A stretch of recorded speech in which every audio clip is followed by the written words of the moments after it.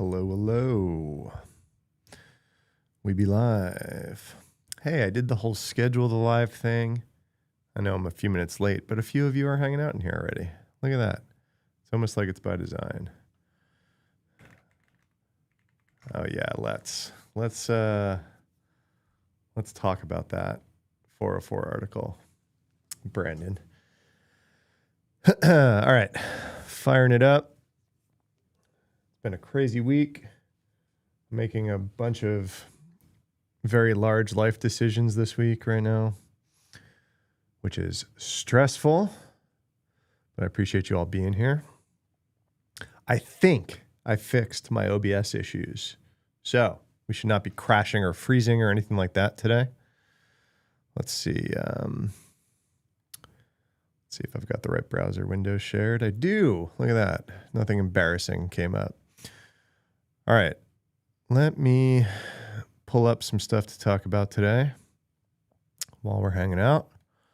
I did want to talk about the CISA director uploading stuff to ChatGPT, of course. Google Threat Intel put out a pretty sick report I want to go over. Sorry, just cleaning up some browsers. Should have done this before stream, but as before mentioned, giant life things happening this week. So I was doing those. Guys, having an editor for YouTube has changed my life. I am like on top of all my sponsorship requirements coming on. What up, Roman? How you doing?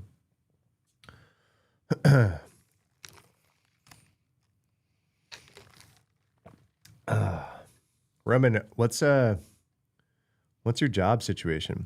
You we're switching jobs or something, right? For those of you in Twitch chat, Cyberties, Roman was a regular when I used to live stream every day on TikTok for a little bit. You know, Roman, I got a little sick of answering the certification questions on TikTok, if you could imagine. So basically, all anyone came and talked to me about on TikTok Live was like super early career questions, which I don't mind from time to time, but it was nothing but. Anytime I brought up a news story, I was like, let's talk about some crazy malware going around. You just watched everyone fall out of stream. Should I make this chat a little bit bigger? Would that be cool for people? Yeah, probably, right? A little bit bigger. Why not? I know what I'm doing, everybody. Let me pull up that Google Threat Intel thing. So, for example, the Google Threat Intel blog I'm about to pull up. If I would have brought this up on TikTok Live, the mass exodus that would have happened from my live as I wasn't answering their should I get my security plus questions. Oh, man. Sigh. Any new Moltbot things happen last night? It seems like that's kind of quieted down a bit. Oh, I did want to talk about this React vuln. That's my code. That's my code. Okay. What up, Nightcry? Good to see you. Let's get this up. So I saw that this was a big deal, but I haven't really dug in yet. So we're going to dig in live. So if you guys don't follow this in your RSS feeds, this Google Threat Intel blog, they have a fantastic blog. It's just great. They put out some serious technical content. And it's kind of low volume. They don't put out a lot. So I actually have this RSS feed plugged into literally all of my everything. Anything that I have listening to RSS feeds, I make sure to catch this one. So I think it's cloud.google.com, blog topics, and then threat intelligence. They have a ton. Obviously, it's Google. Really need to create a script for RSS feeds to summarize and hit my email. So you don't really need to create a script to do it anymore. I use a tool called Feedly. Super funny. A bunch of us newsletter guys all like talk to each other, right? Like Dan Miesler and Clint Gibbler, like TLDRsec and unsupervised learning. And we all kind of wound up using Feedly separately. But I remember talking to them, I think it was Clint specifically, like, because this blew my mind. I used to run a security meetup when I was running software security at Reddit. I used to run this meetup at Reddit HQ in San Francisco. And then we had like our second biggest office was New York City. It was actually in the World Trade Center. And in the New York City one, I had a bunch of people show up to my meetup that I was running. And a few of them were from Feedly. And I was like, oh, cool. Like a bunch of us newsletter guys use Feedly as it's almost like Google Reader 2.0, right? I was like, oh, a bunch of us use that. And they're like, oh, really? And I was like, why are you here at this security meetup? And they're like, well, we're a security product. I was like, what are you talking about? You're an RSS reader. They're like, no, we're a threat intelligence tool. None of us had any idea. And then I think it was literally the next Reddit security meetup at San Francisco. No, I haven't been at Reddit in a few. When did I leave Reddit? Fall of 24. How long ago was that? But literally at the San Francisco meetup, Clint Gibbler from TLDRsec came and was hanging out with me. And I told him that, and he literally didn't believe me. He was like, no, it's Google Reader, right? Like, I was like, no, dude, go to their homepage. All of their marketing is like, it's a cybersecurity product. We're using it like Google Reader. He literally didn't believe me. We had to pull it up on the phone and be like, hey man, it's a cybersecurity product. So anyway, Feedly has like, you could like star stuff and you can make like different RSS feed buckets, and then you can like star stories. So this is how I like collect stories for my newsletter or for what we're doing right now. Like if we run out of stories while I'm live, I'm going to stay live until about 11:45 Central, just FYI, if you guys are planning your morning bill. So you can like star things in Feedly. And then you can do N8N. I saw you say N8N, Rumen. You can do, what's it? Zapier. I do Zapier. So I have Zapier webhooks listening for me adding certain stories to a certain board in Feedly. So if I star a story that's like in my big pile of security RSS feeds and add it to like my vulnerable U board, a Zapier looks for that, grabs it and does what you're talking about. It like summarizes it, and I add everything to a Google Doc, like all properly formatted and stuff. Still like all the AI stuff that and I send it off. I send the article off to, I think I'm doing like a Lambda function that's sending it to Bedrock. AWS Bedrock has the models plugged in. And then that kind of like does whatever. Do you have a way to filter out that? No, unfortunately not. Like, yeah, a ton, like sometimes, like I swear they do them on the same days sometimes. I'll like open my RSS feeds and it's like Dark Reading, Bleeping, Hacker News, like whatever, and they're all sponsored at the same, like on the same morning. I'm like, man, these are all product pitches. I don't mind that stuff. It's like how I pay my bills too, so I get it. Like, good for them. You do kind of got to dig through it. I don't really care about that as much as I care about like this. So like this feed that I'm pointing to right now, this threat intelligence feed. That's why I said it's like a high fidelity feed, because like anything they put in here is good. So I have another Zapier thing that like tries to automatically, because I don't automatically grab like everything out of an RSS feed and like throw it at AI because it's too much. And it'll chew through Zapier stuff and tokens and everything. But there are some RSS feeds that I auto send through Zapier through stuff and like try to like tell me all about it. And it even hooks into a Slack channel for me, like for me to like stay on top of this stuff. And so I try to pick really low noise RSS feeds to do that, right? It's like, hey, if something pops up in this feed, I care about it, right? There's a high likelihood I care about it. So it's annoying when, so like Microsoft has a really good threat intel blog, right? They put out like breakdowns of campaigns that they're seeing, nation state stuff. It's like fantastic. So I want to include it in that, like, you know, automatic grab and like yell at me feed. But it's the same feed they put out like product announcements, right? So it's not even sponsored stuff, right? It's Microsoft doing like, hey, look at this new feature we had. And I'm just like, man, I wish you would like separate those or like tag them and I can like subscribe to the RSS of a specific tag that's called threat intelligence. Anyway, so that's what this Google one is. Weird tangent about RSS feeds coming from the newsletter guy, right? Of course. But this one actually, I didn't even notice. It is sitting in that Slack channel that I told you guys about. But I actually saw it first because it hit the Wall Street. I think they let the Wall Street Journal have the scoop. And the head of Google Threat Intel, who's actually like head of Mandiant stuff, was tweeting about it. And so this is like a big takedown. Like Google helped with a takedown of a threat acting group, I think out of China. So let's go through it a little bit, right? So this week, Google and partners took action to disrupt what we believe is one of the largest residential proxy networks in the world. So if you guys don't know what these are, this is like how, like, so going back, I keep bringing up Reddit stuff. One of the things that we did at Reddit that pissed a lot of people off was like that whole API thing that went on, right? That wasn't security. That was a whole other decision. But security got involved as we went because they started, besides the API restrictions, we actually started blocking traffic from data centers, like known data center IPs, right? So like AWS and stuff, we were just like, nope, like you can't have an AWS box just like hit Reddit, right?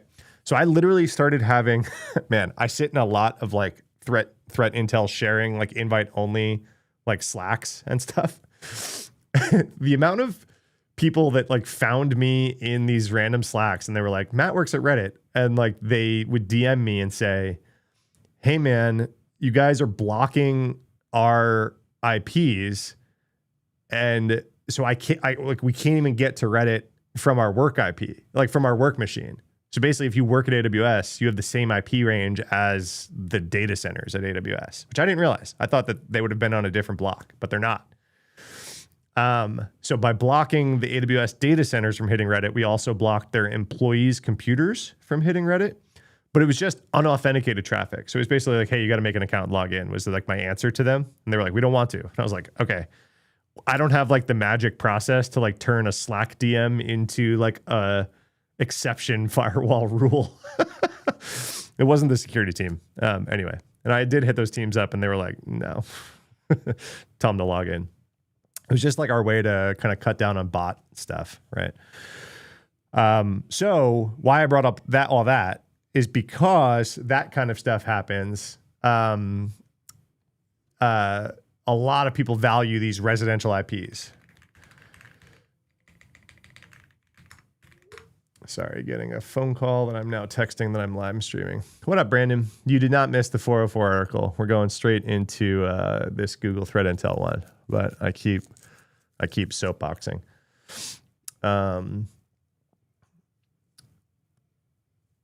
What's up? Do you go by Fred? If I say you're now a regular, I now need to know what to call you because you've been here every time I go live. Is Fred good? So the gist of this one is these residential IPs are super valuable because a lot of security teams act on data center IPs. Just rebooted their domain controller live in production. Fucking YOLO, Brandon. YOLO. Like, if that don't wake you up in the morning.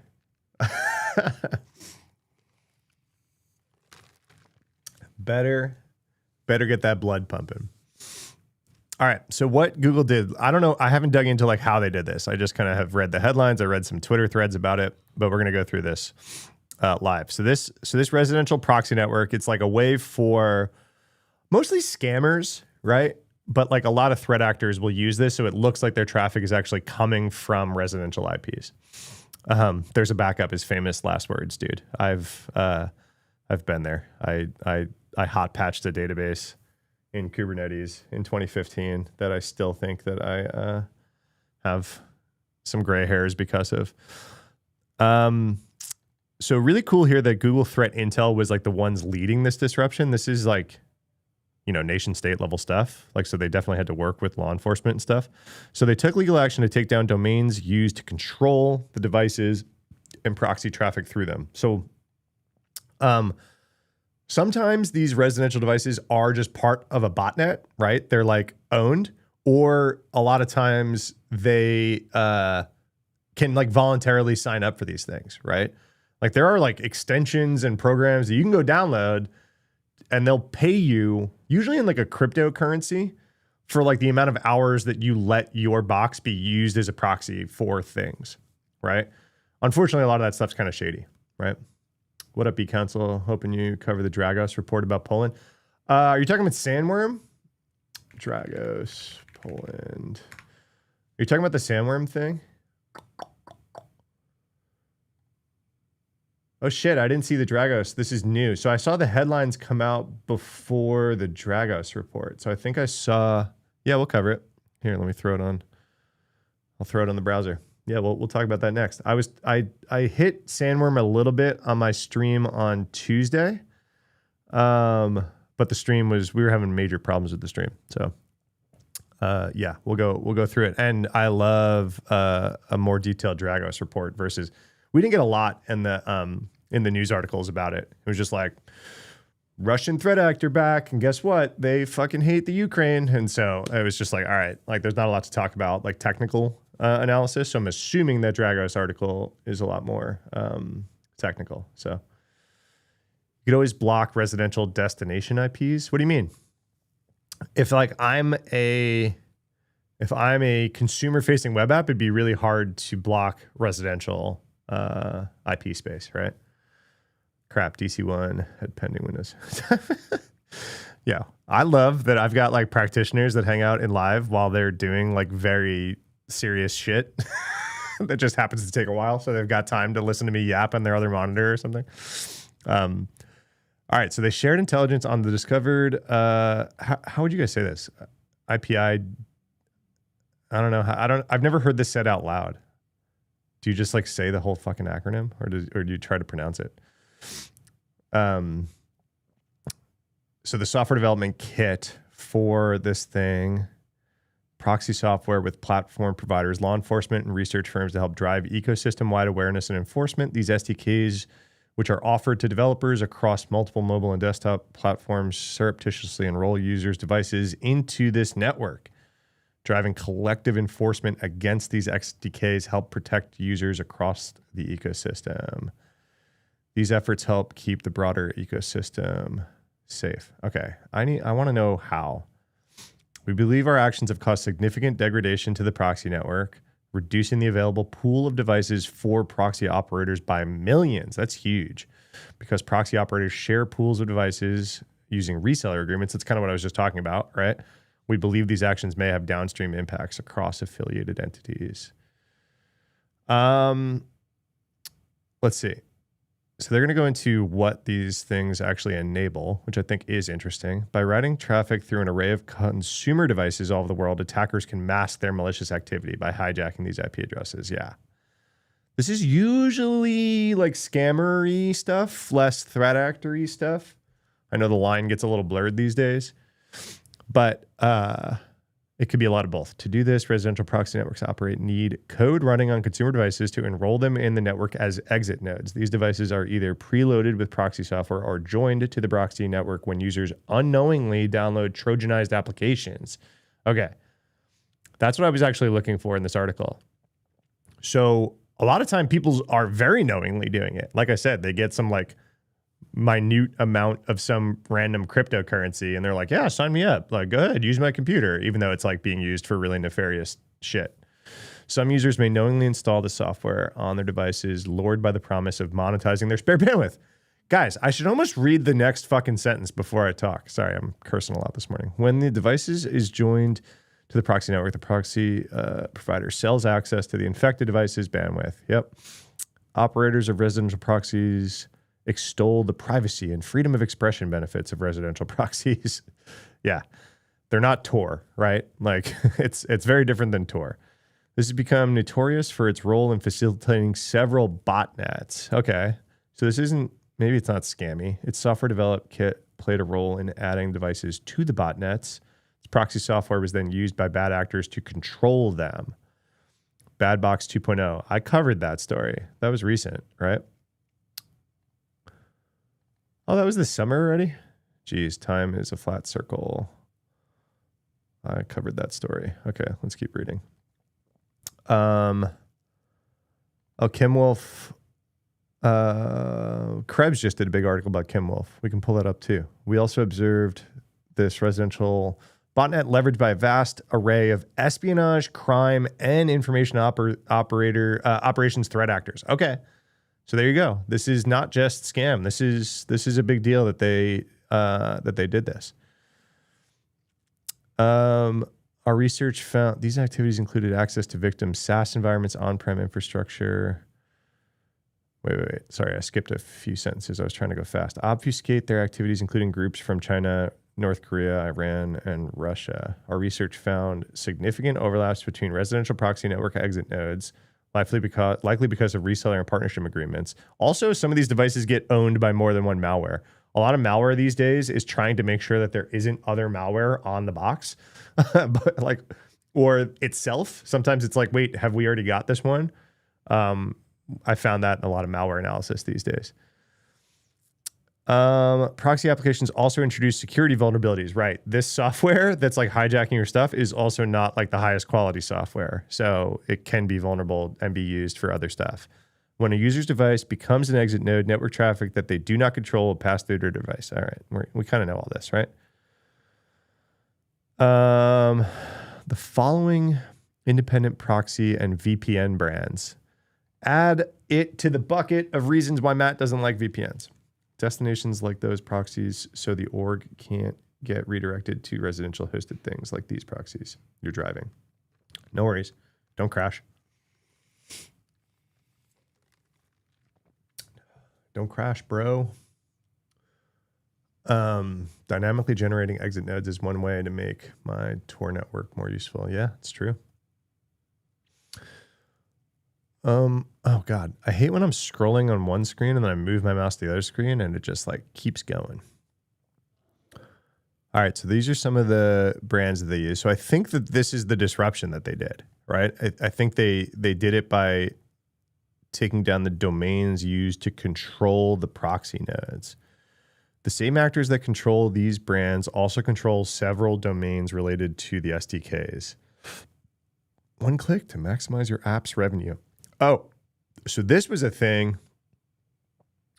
This was a thing that we saw pop up recently in browser extensions, that like browser extension developers were including some crap like this, knowingly or unknowingly, that it was shady to like make more money on their install base, basically. Morning new here. I'll listen to someone who drinks coffee straight. Yeah, and iced. I'm an iced Americano guy this morning, and it's 33 degrees out, and I still get iced coffee. Everyone looks at me a little crazy.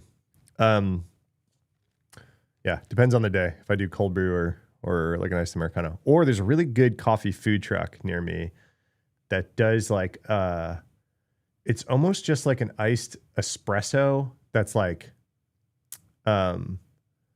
what's it called? Not nitro, but it's like, oh man, I can't think of the word. It's like whipped, so it's like almost like a frothy espresso on ice, and it's freaking awesome. It's not actually on nitro, but it's got that like smooth consistency of nitro. It's like my most hipster trait is I really like these weird little coffee shops that are around me. Once the SDK is embedded in the application, it will turn the device it is running on into an exit node for the proxy network. So we saw this, I just said this, but we saw this in browser extensions, right? So some extension developers were like, hey, I'm putting out this free extension or the super cheap extension. I could make a few extra bucks. And so these threat actors would target extension developers I shouldn't say threat actors because they tried to say that they were a legitimate business. I made a video about this. I can't remember the name. It's on YouTube if you're interested in this topic.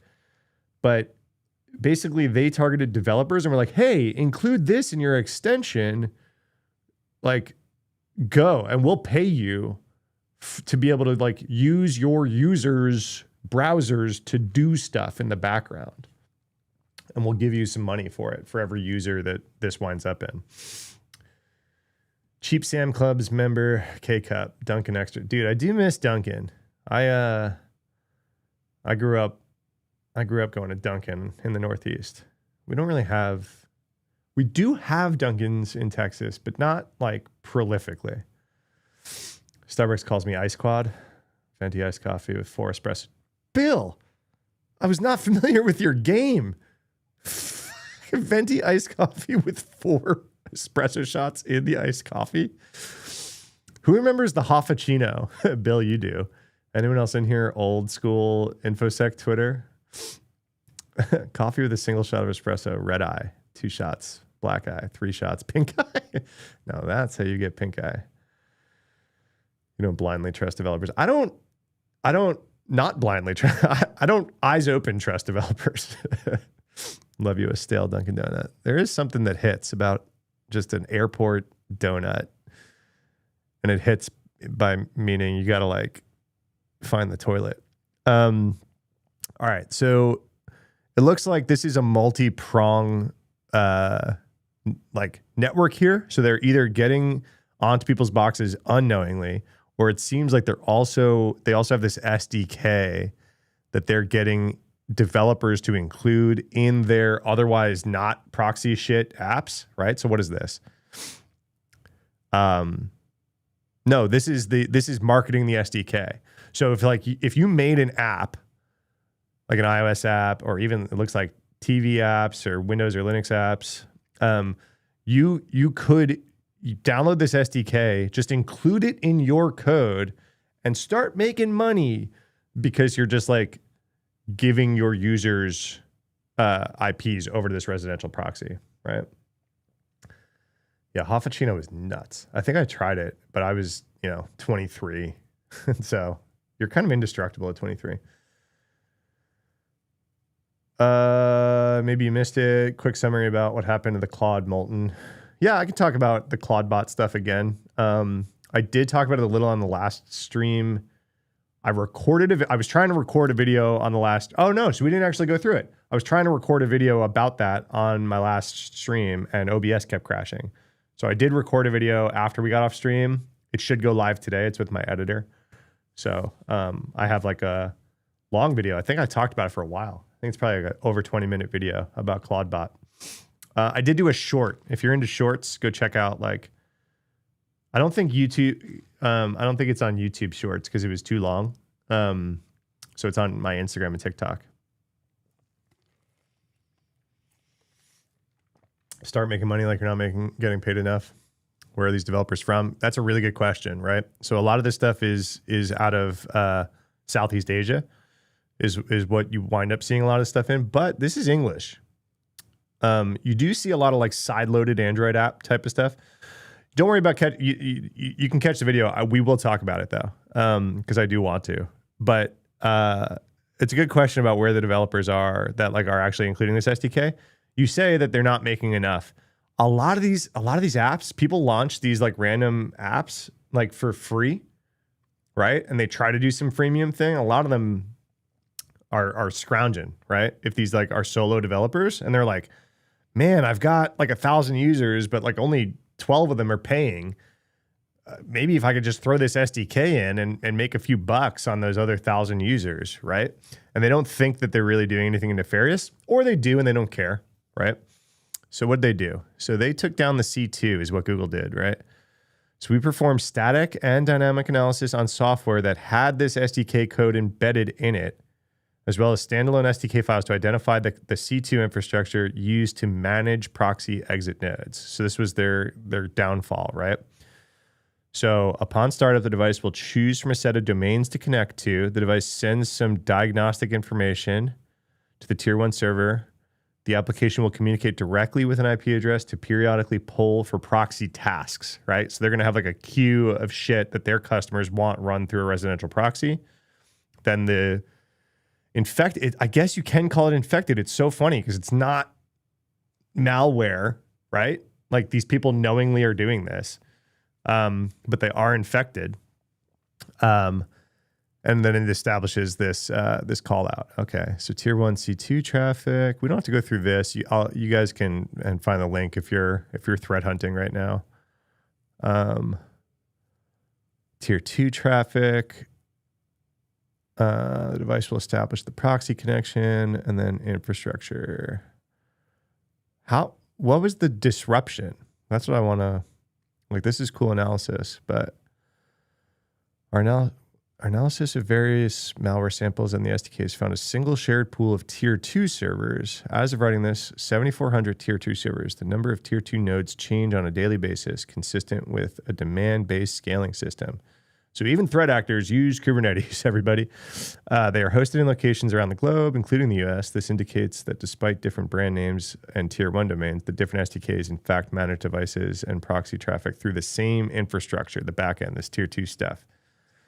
Shared sourcing of exit nodes. So a bunch of really shady VPNs, imagine that.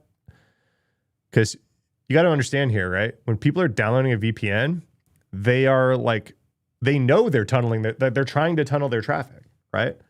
So like, that's what's going on.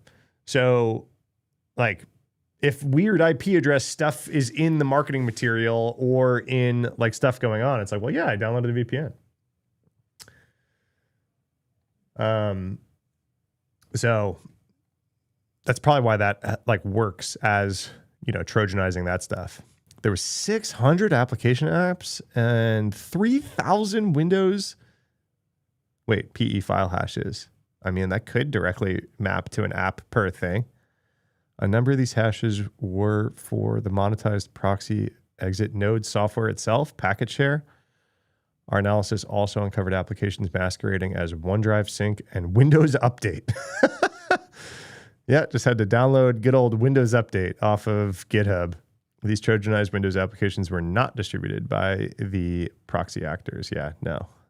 These apps were largely benign in function, utility. So we've covered some of these like weird, malicious Android apps. So they're good. They're sneaky because they actually do the thing that they advertise, right? So you see a lot of like PDF readers and like random shit, right? And it actually works like that. So these are utilities, games, and then just like content. But there's some extra juicy stuff in there, right? So what did they do? Our actions. We took a number of steps. We took legal action to take down the C2 domains used by the bad actors. Okay. I mean, yeah, but like domains can spin right back up, right? The safeguard, the Android ecosystem, we enforced our platform's policies against Trojanizing software. Warns users and removes applications known to incorporate that SDK and blocks any future install attempts. Okay. How did 600 apps with that SDK make it into the Play Store? Is the real question, right? Limiting their distribution. We took legal action to take down the domains used to market their products. So not just their C2, but their marketing stuff. We believe our actions have seriously impacted it. Okay. I mean, pretty good. Like the domain takedown stuff. I don't know. We'll see if this is whack-a-mole or not. What do you guys think? It's kind of interesting breakdown. I forget who asked for this. Should we move on to this Poland stuff? So I talked about it, like I said, briefly on the last stream, but really I was just talking about why I think it's interesting to pay attention to this stuff, even if you're not like a Russia-Ukraine like war nerd. This is kind of like, hey, we're learning what the future of warfare is going to look like by watching that conflict, right? So the mix between kinetic and cyber, like going on between Russia and Ukraine, is super, super fascinating to stay on top of, like from this industry. I would like to not like reduce real conflict where people are like losing their lives, losing their homes. Obviously I don't want to reduce any of that. I'm just the cybersecurity guy. And so we're going to look at it through that lens, right? So if I say anything reductive or flippant, I apologize. It's not like what I'm trying to do. This is obviously a super serious thing, but we're going to look at it through this lens of just like what this means for the future of like warfare. All right, Brandon. Only if I get to the other article. Let's do it. Let's do it. I'll pull it up and I'll tease it for everybody so everyone knows what you're talking about because you sent it to me.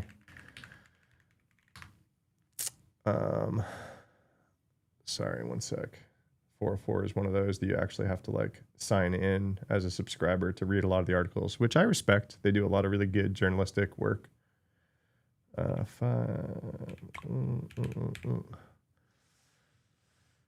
right. Let's do it.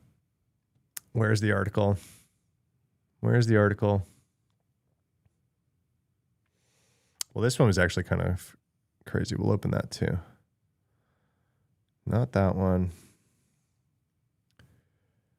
Not that one. Not that one. They do a lot of like adult content. Okay. This one. This is what Brandon wanted me to talk about.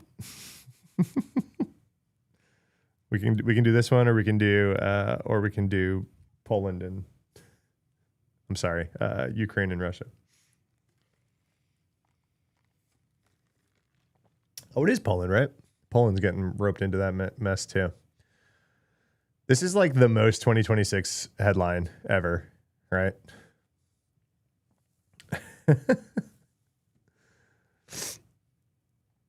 That's kind of stupid. Here goes the monetization. My bad. No, it's all right. I don't think that I'll actually do that. It's a news article. How was it exposed? I literally just read the headline. What happened? Oh, Dan Guido's quoted. Oh, imagine that. Who watched my Sloppocalypse video that came out yesterday on YouTube? Not a lot of you. It kind of flopped. Floppocalypse, more like it. Right, Matt? This is what's going on a ton. Right? So there's like, yeah, I didn't know it either, Lee. Oh, you're flip-flopping back to YouTube today. So if you watch my Sloppocalypse video, it goes over, I think I recorded it live. So some of you might have watched it in the live stream. There's this new, like, there's a couple of new really popular platforms for vibe coding mobile apps. And it makes it really easy to go from like vibe coded prompts straight to the App Store, right? So we've kind of had this influx of mobile apps being built. Because like, I mean, vibe coders have been doing their thing for, a while now. But App Store was a leap too far, right? It's a little bit harder it's more specific to code in like Xcode, right? So it was hard to give your AI agents like Xcode-y tools. And then you had to like getting something into the Apple App Store is actually kind of challenging. They have a pretty strict review process, right? So those barriers have been broken down recently. There's a few apps that like specialize in giving you AI agent tools to go straight to the App Store. I don't know if this is one of those apps. We can read it a little bit more, but there have been hundreds, if not thousands, of new apps that are coming from this like vibe coded like world into the App Store, and a ton of them make this mistake, make Firebase misconfiguration mistakes. So one of the reasons is Firebase, and there's another tool called Supabase, make it so you do not need to like be a database administrator. You don't really need to be a super database expert to like give your app a functioning database, right? Without spinning up and managing your own SQL server, SQLite server. You don't have to touch Cassandra. You don't have to touch Mongo. You don't have to touch a bunch of this stuff, right? So Supabase and Firebase, they're really cool tools, by the way. If you're a developer, like highly recommend checking these two things out. They're really, really cool. But if you don't know what you're doing, oh, Bill, you wrote a Slopocalypse article. Thank you. If you don't know what you're doing when you do these, or if you don't even touch Firebase, or if you don't even touch Supabase and you're just letting your AI agents do it, they will occasionally leave a lot of this stuff completely open to the internet, right? It's just the new variation of if we zoom out, I mean, it's still a big deal, but if we zoom out like, I don't know, 6-8 years, like S3 buckets were the thing, right? You could just attach an S3 bucket to your EC2 server in AWS, and it just would have access to everything that you wanted it to. And a lot of people didn't know how to restrict that access, right? Oh, I didn't turn my other light on. Do I look better like that or worse like that? If you could see me better, is that worse for everybody? Probably. I should be a troll in the dark. Select from where? Select from star, right? How much of the problem lies on Firebase, or is it even Firebase responsibility? That's the $1 million cybersecurity question, Roman, okay? Is like these tools, if they are so easy to, like if you out of the box wind up with a really insecure deployment of these tools, how much of that responsibility lies on the tool, right? Because it's not a vulnerability. Like they're not using a Firebase vulnerability. Firebase has nothing to fix here, right? In these apps. But boy, howdy, is it really easy to like deploy without putting the right guardrails on this stuff. So like, I don't know. What do you think? I'm of the camp that users and developers are stupid. A lot of us are using AI agents because we're stupid. I'm putting myself in this own bucket, right? Like, you know, I'm not like some wizard coder who will never code a vulnerability, right? Let's put it in an AppSec term. I'm an AppSec guy. Let's zoom out into, do you guys get the nuclear physicist on TikTok or Instagram? There's a guy who like talks about nuclear power reactors. Am I just in nerd algorithm land? And he like reacts to like science pop, like culture videos that are like, if the sun would explode right now, it would take 8 minutes for us to, you know, he reacts to that kind of stuff. But as he's reacting to it, he always brings stuff back to nuclear power plants. So the comments are always like, how is everything related to nuclear power plants? That's like me with AppSec. I'm an AppSec guy. So I'm like, going back to AppSec, this is like, we had years and years and years and years and years of like PHP, Java, and .NET apps filled with injection vulnerabilities. It was the OWASP top 1 forever, right? It used to be like cross-site scripting or SQL injection or whatever were like separate things in the OWASP top 10. And they were like, hey, you know what? Actually, these are all, the root cause is the same. It's trusting user input being injected into the website. Let's make it injection vulnerabilities. And it's been OWASP top 1 forever. You know, polling the audience, what has had the biggest impact? If you've watched my content for a while, you're gonna know the answer. What has had the biggest impact in reduction of specifically injection style security vulnerabilities in websites ever? But let's say the last decade. I'll give you a multiple choice. Damn vulnerable web app. No. So it's not, I'm going to put that under user education or developer education. Turns out, no. Turns out you could teach a developer all day what these vulnerabilities look like, and they will still code them. Input validation, also incorrect, right? So like that was the way to do it. Yeah. Sterilization, all this kind of stuff. That's the way to do it, right? Like we all knew that was the way to not code cross-site scripting and SQL injection, right? It was like parameterized queries, input validation, like all this kind of stuff. Don't trust user input. We all knew that. We've known that for 20 something years, right? Like the SQL injection paper came out. Sorry, Lee, ORMs. Help me. I'm only halfway through my coffee. Help me with that acronym. V8 optimization. We're getting closer. Everybody. So it's not scanners, it's not user education, it's not the actual coding techniques. The biggest change in like AppSec, like I'm an AppSec guy. I spent the vast majority of my career focused on AppSec. I currently, today, right now, think AppSec is falling down the list of security priorities. If I'm a CISO of a big company, people aren't getting hacked by AppSec vulns these days. There's still like, don't get me wrong, you don't have an AppSec department, right? But like people are getting hacked by, phishing, identity stuff is like king now, right?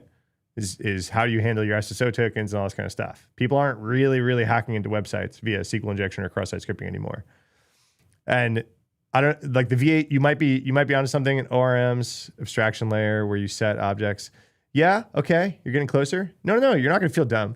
I'm being silly.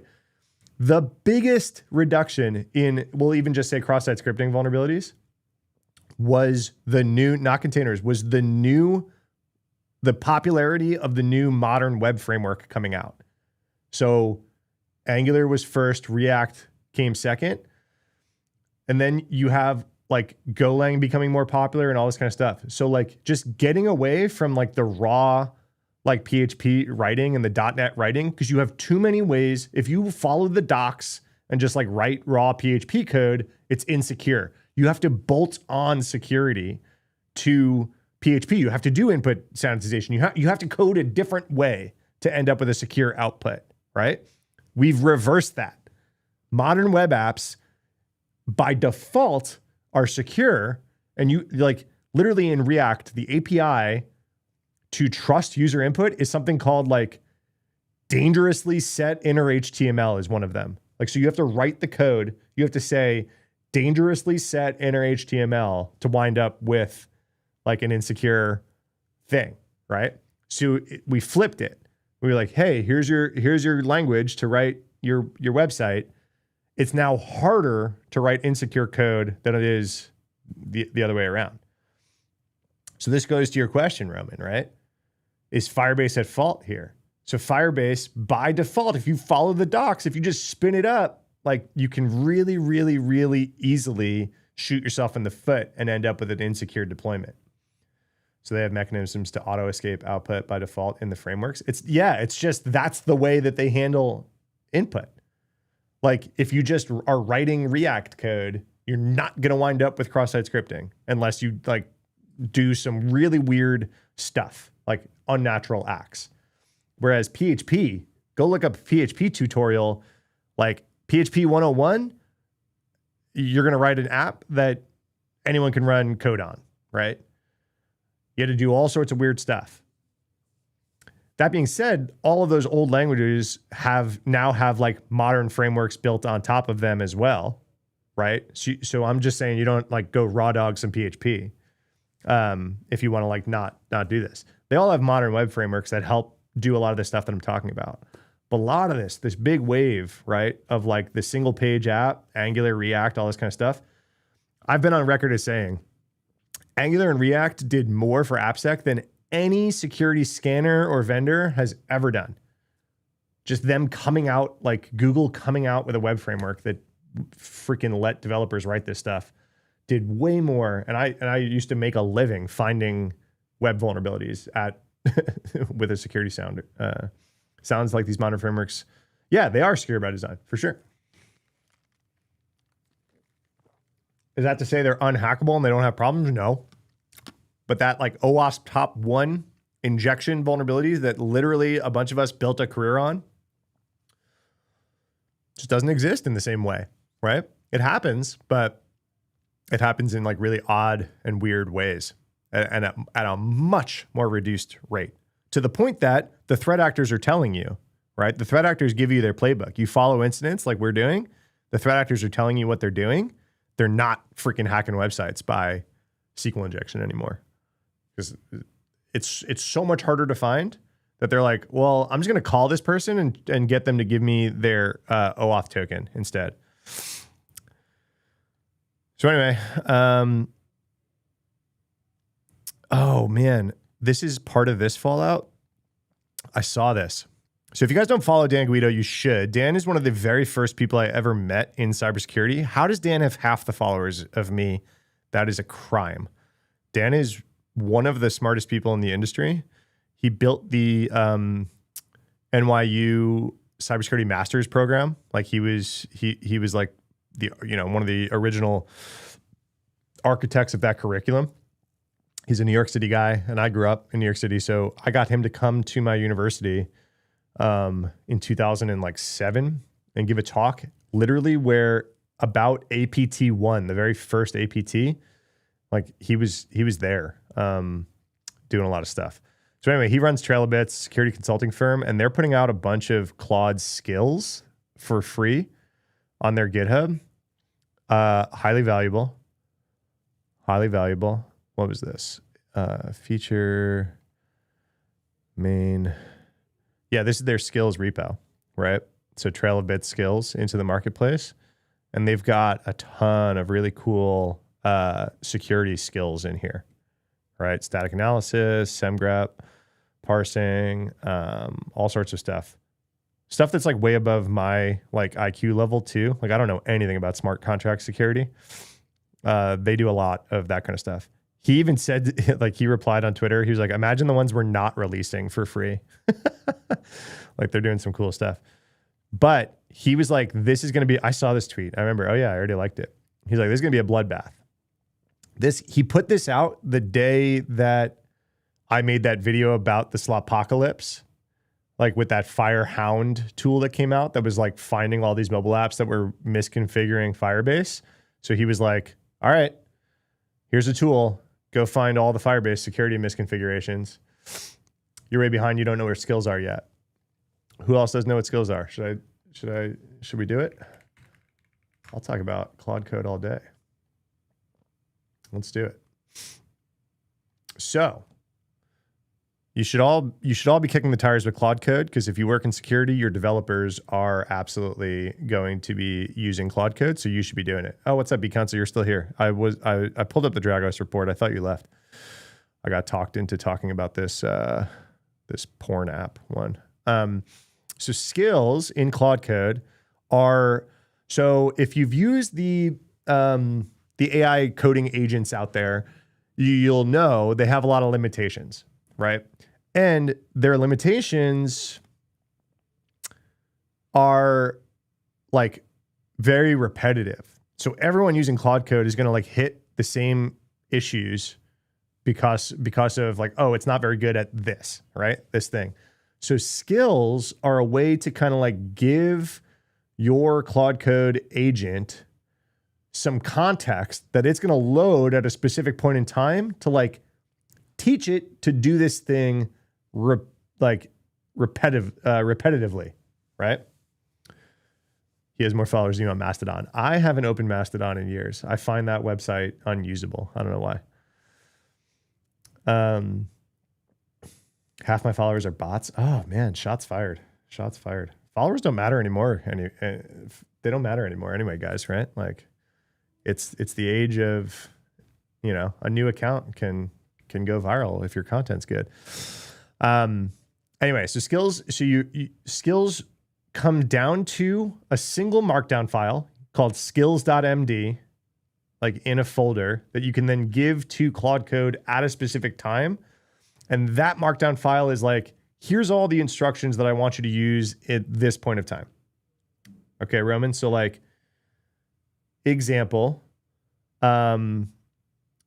if you want to like, okay, so wait. Why am I even making up an example? So like static analysis, there's static analysis skill that you can download into your Claude Code environment, right? This is the README. Here's the skills. Let's look at semgrep. See, it's just a skill.md, right? So the real cool part is like while you're talking to Claude Code in like natural language, you can just say like, hey, I want to do a semgrep scan on this. And it'll know to go look for it like through its skills to see if it has something that can help with that, right? So the name of this skill is semgrep, run semgrep static analysis for fast security scanning. And then you can give certain tools that Claude has access to in the skill. And then it's just natural language, like instructions to give to the agent at that point in time, right before it does the thing that you just asked it to do related to this topic. So instead of relying on like Claude Code's like generic level of context, you give it the exact context at that point in time to like do the thing that you asked it to do. So it's like, here's when to use this skill. Here's when to not use this skill. Here's anything. If it's not installed, here's everything to install it. It'll like check all this. Here's some rule sets, right? For because SemGrep out of the box is going to find a whole lot of false positives. If you give it some rules, it's a pretty cool engine, right? And then here's a bunch of different rule sets, right? Some OWASP top 10 rules, some Trailbits has some specific rules that it likes in SemGrep. It gives it output. It gives it paths to do everything. It gives it the instructions of like what you, the user, want at that specific moment when you're asking it to do a SemGrep-y thing, right? This is just one example. This is a very technical example. But you see how long it is? So it gives it this whole thing. So the reason you want to use skills in these situations is because otherwise your agent's behavior is very non-deterministic, right? If you ask Claude to do the same thing twice, it's not going to do it the same way, at least not the same exact way. So skills are trying to like pull you into a more deterministic behavior about like what's going on, right? About what you want it to do. Let's see how I did. Does Claude Docs say that? Modular capabilities that extend Claude's functionality. Each skill packages instructions, metadata, and then optional different resources that Claude uses automatically when relevant. So the thing that we all need to understand here in this room as security nerds, though, is even though that was just natural language in that skills.md file that I just shared, your agent is going to trust this like trusted code. It's basically going to run whatever it says, right? Do I still have this story open? Don't. Hold on, let me find. There's a story. Let me find it real quick. There's a guy. Yeah, no problem. So you should kick the tires on this. It's hyper powerful. And it's going wild right now. Jameson. There's a guy, Jameson, that's doing some research on ClaudeBot right now. So here we're going to wind up talking about ClaudeBot. So let's pull up this part 2. He did like 3 articles on X this week about ClaudeBot. So why this whole skills thing is relevant, right, is ClaudeBot is now like the new hyper popular thing that everyone's using. Well, in order to like do a lot of stuff with ClaudeBot, you actually, where did I put that tab? It's now called Multbot. Let's see, Claude Hub. So Claude Hub, now called MultHub, is the skill repo specifically for ClaudeBot. Okay. So if you want to give your ClaudeBot, which is like running on a machine and has access to the whole machine, this is why it's like Claude Code on superpowers, but you don't have to use Claude Code. You can give it other API, other AI models too. But if you want to give it other tools on your machine that it like maybe won't figure out how to use, so it's like, oh, you want to like do Slack stuff via ClaudeBot? Here's a skill that'll teach ClaudeBot to like interact with Slack. Like here's the JSON for like sending a message, right? And so it like gives you all of this. And then that's it. You just give ClaudeBot this skill MD file. And then when it needs to do Slack stuff, it can look at this MD file and it knows what to do. The issue being, if we, it doesn't just have to be a skill.md file. There could be other files in the skills that you download. So in this Claude Hub thing, where did I just put that? Let's go to a different one. So if we go to their list of skills and we go like by number of downloads, here's a history tutor. I guarantee this is faked download numbers because history tutor with no summary in whatever. This is fake. And I'll show you how in a sec. You download this zip file. So it's not just the skill MD. Look, it's got the init.py. What do you think this freaking Python script is doing in here? And this is like the most popular Claude Hub skill repo right now, right? Don't hack me. Security check for ClaudeBot. Download the zip file. Is there more than just the skill MD? No, this is just the skill MD. Okay. So it's not Screen Connect. It's not Screen Connect. I know you saw my other thing. So this guy has been doing research about security for ClaudeBot. He purposefully uploaded a malicious skill to Claude Hub. Then he artificially boosted its download count to make it the #1 skill when you sorted by number of downloads. Okay. Which I saw in the wild before I read this article. I was like, oh man, it was like, what would Elon do was the name of the skill. I was like, oh, that's weird that's like the #1 skill right now or whatever. Right. But he did it because he could just script the download thing. Here, I'll show you. Oh, well, he points out a really important problem here. You saw how like we could see that skill MD when we went to the Claude Hub page, but I couldn't see that Python file, the contents of that Python file, right? Before downloading that zip. So I'd actually have to download that zip to then read that Python code, which is already like a step too dangerous, right? For potentially malicious code. So like it just shows the skill MD, but then there's all this other stuff. He didn't even do a Python file for his thing, right? So like bad thing #1 is you can't look at the other code on that website. So he did one called What Would Elon Do? The skill MD was just pure marketing. He's like, when something's important enough, like we got to go Elon mode on it. Stop thinking, start executing, right? And it was just marketing in the skill MD file. But this is like, oh, this is the context. I'm going to give Claude and it's going to go Elon mode, right? But 0 download skill looks a little sketchy, right? So what he did, he looked at the code in Claude Hub and he noticed how they were doing the downloads count. And it was doing no like verification or anything like that. And so, well, it was verifying based on IP address, but it trusted the X forwarded 4 header, which is in the user's control. So he wrote a script that created a random IP address, shoved it in the X forwarded 4 header, and then just hit his download link 4,000 times just with curl, right? And so it became the #1 app on Claude Hub instantly. Here it is. That same page that I was just on, right? Skills, sort by number of downloads. What would Elon do? The top there, right?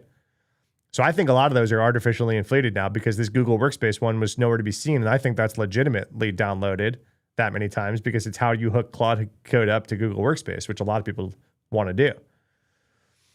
So the payload wasn't even a Python file, right? Which I got kind of scared of on that other one. It was just another markdown file that said, hey, we're going to do a bunch of different stuff. When the user invokes what would Elon do, we're going to ping my server, my hacker, my like C2 server here. But we're just going to ping it.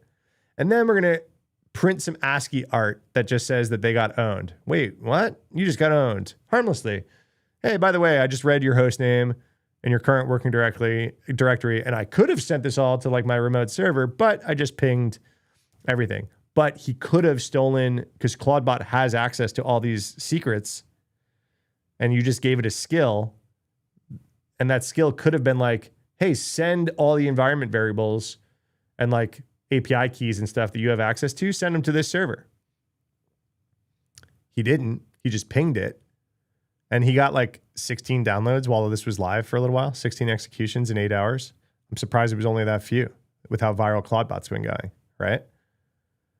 So like so when we talk about skills, and like I guess I just gave you a rundown of what skills are, you have to treat them like you're running, even though it's not code. This is it. This isn't code, right? You got to treat this like you're running trusted code on your computer because you're feeding this to an AI agent that's going to then do stuff. So you got to be really careful with these skills. Has the group or creator of the repo made a statement about any of this? I think that maybe they tried to patch that download thing, like the fake download thing. That's like what he suggested. He was like, hey, you're not vetting anything. You're treating downloads like a trust signal and it has no verification. And he's like, even if it did have a verification, we shouldn't trust something that's just gotten downloaded a bunch of times. And then hidden instruction files. So the skill MD file is the only one. No, we just checked. I still couldn't read that other file, right? There was other files in here that I couldn't read. So downloads. Look, it's changing. Downloads. It's changing like as we speak, right? Like this My Tesla one was not at the top recently, right? And how is something with 137 downloads the second most downloaded thing? Yeah, no, this thing is broken, right? And people now know about it. I wouldn't be downloading stuff off of here. Especially when like you don't need it, right? Like you can just write your own skills for a lot of these things.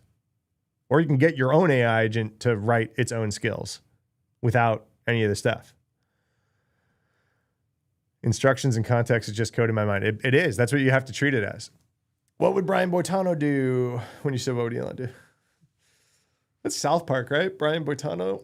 That's like early South Park, isn't it? What would Brian Boitano do? He would save the day. Something, something. Man, we're old.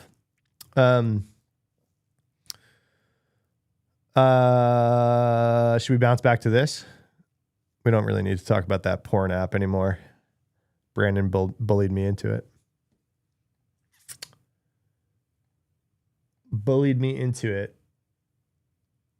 I'm in this AI workflows group chat with a bunch of legends, and it's been popping off lately. My buddy Jason has, let me count, 1, 2, 3, 4 laptops on a table next to his main desk. And then on his main desk, he's got a Mac Studio and a few other computers, and all of them are running agents doing different things. It's insane. Insane. 99? Brian Boitano is 99? Oh, man. I remember having to turn a shirt I got a shirt from my cousin. I have some older cousins, and they gave me a shirt for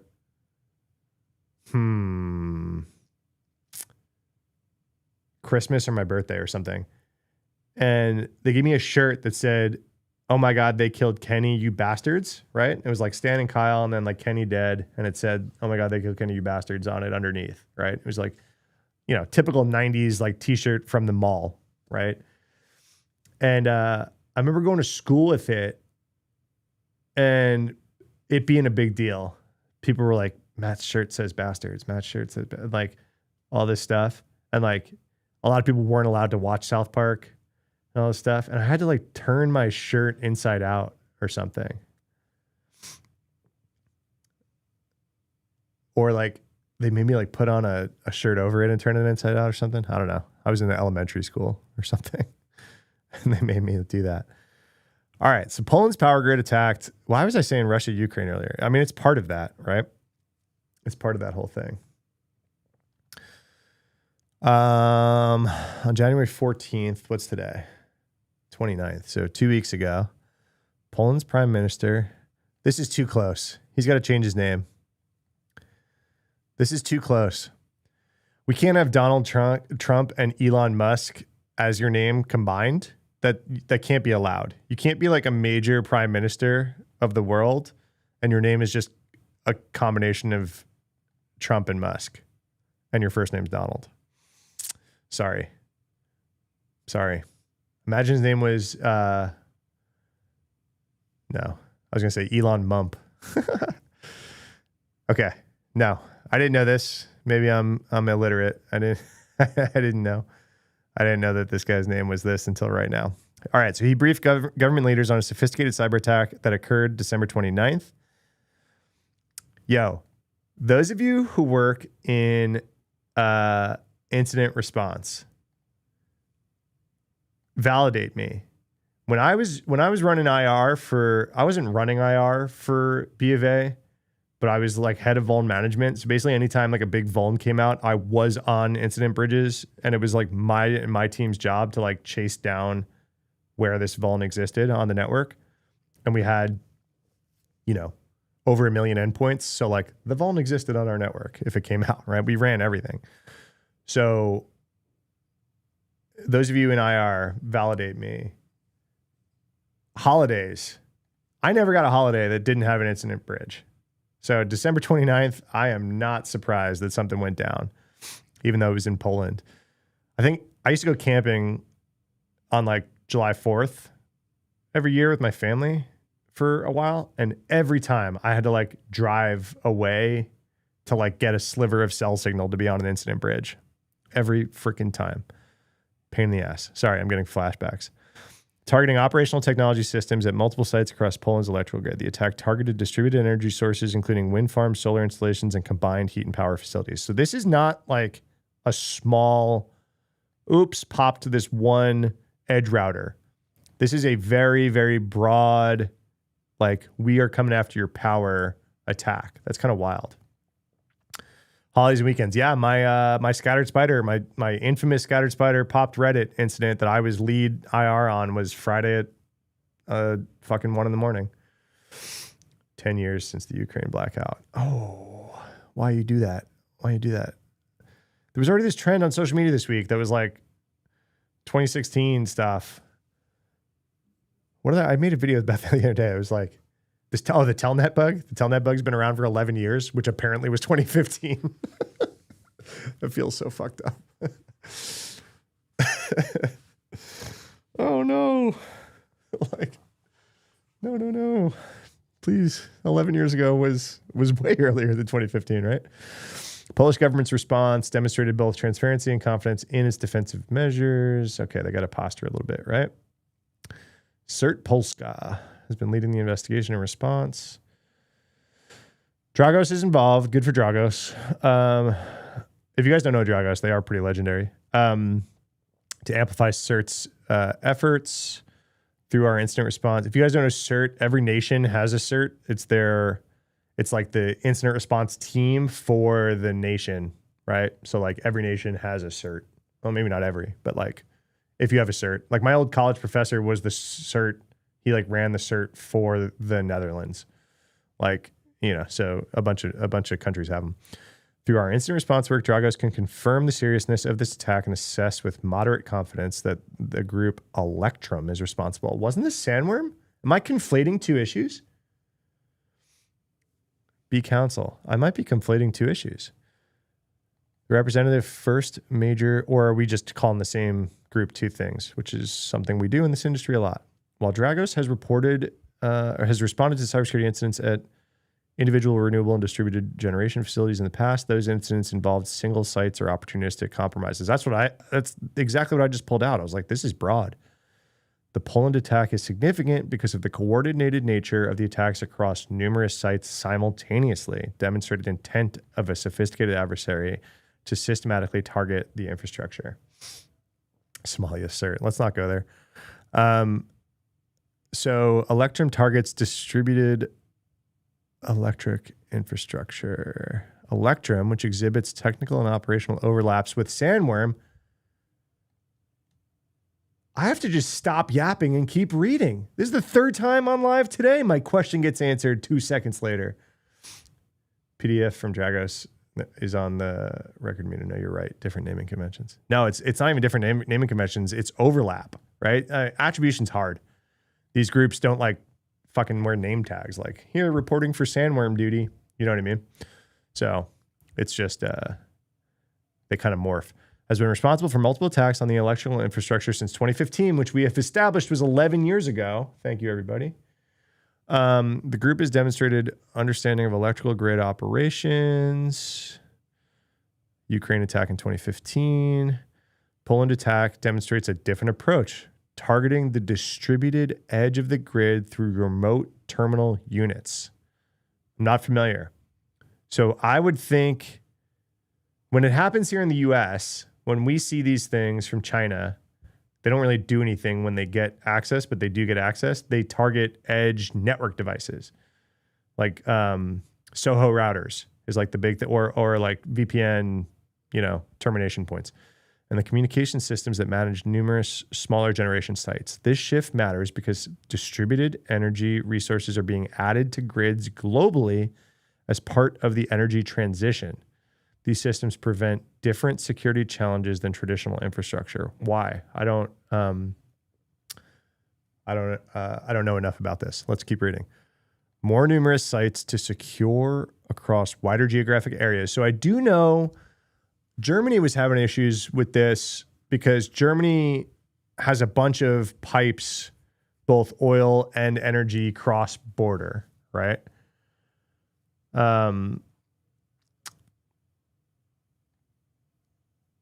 Brandon's over here Googling Somalia cert that just started today. So you make a joke in YouTube chat and you manifested it. You manifested it, dude. Telnet by 2030. Yeah. Just like Windows XP by 2010, right? Built with tighter cost margins, often limiting cybersecurity investment, extensive remote connectivity requirements for operations and maintenance, because we're talking cross-border, I'm guessing. Many sites fall below regulatory thresholds designed for larger facilities. Interesting. Since it's not like a big, a big grid putting out tons of watts. All right. Standardization configurations across multiple sites can enable repeatable attacks. Interesting. Because a lot of things, otherwise, the traditional stuff are kind of their own little infrastructure. Poland attack exploited these characteristics. Adversaries compromised network infrastructure and RTUs, which were remote terminal units. I got to remember that. By leveraging common connectivity patterns and repeated vulnerabilities. Operational access and OT exposure. Adversaries gained access to systems that provide visibility and, in some cases, operational control capabilities. That's fucking terrifying. Remote operational control capabilities for connected generation assets. The compromised systems include RTUs that manage site operations, network devices. We're kind of saying the same thing. The attack did not achieve the coordinated operational impact seen in previous Electrum operations, like the one you talked about in Ukraine, B Council. It demonstrated the adversary's ability to access the OT systems at scale.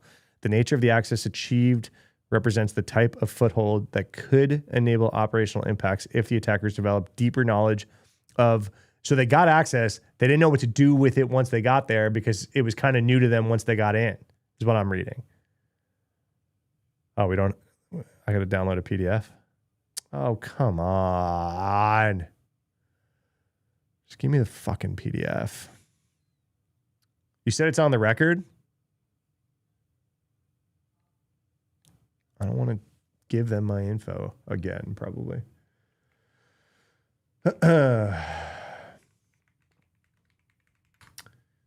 You saying...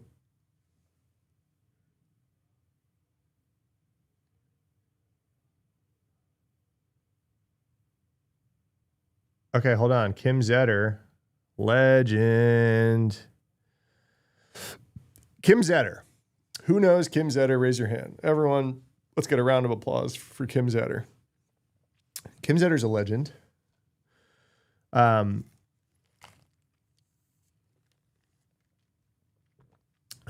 Zetter literally wrote the book about Stuxnet.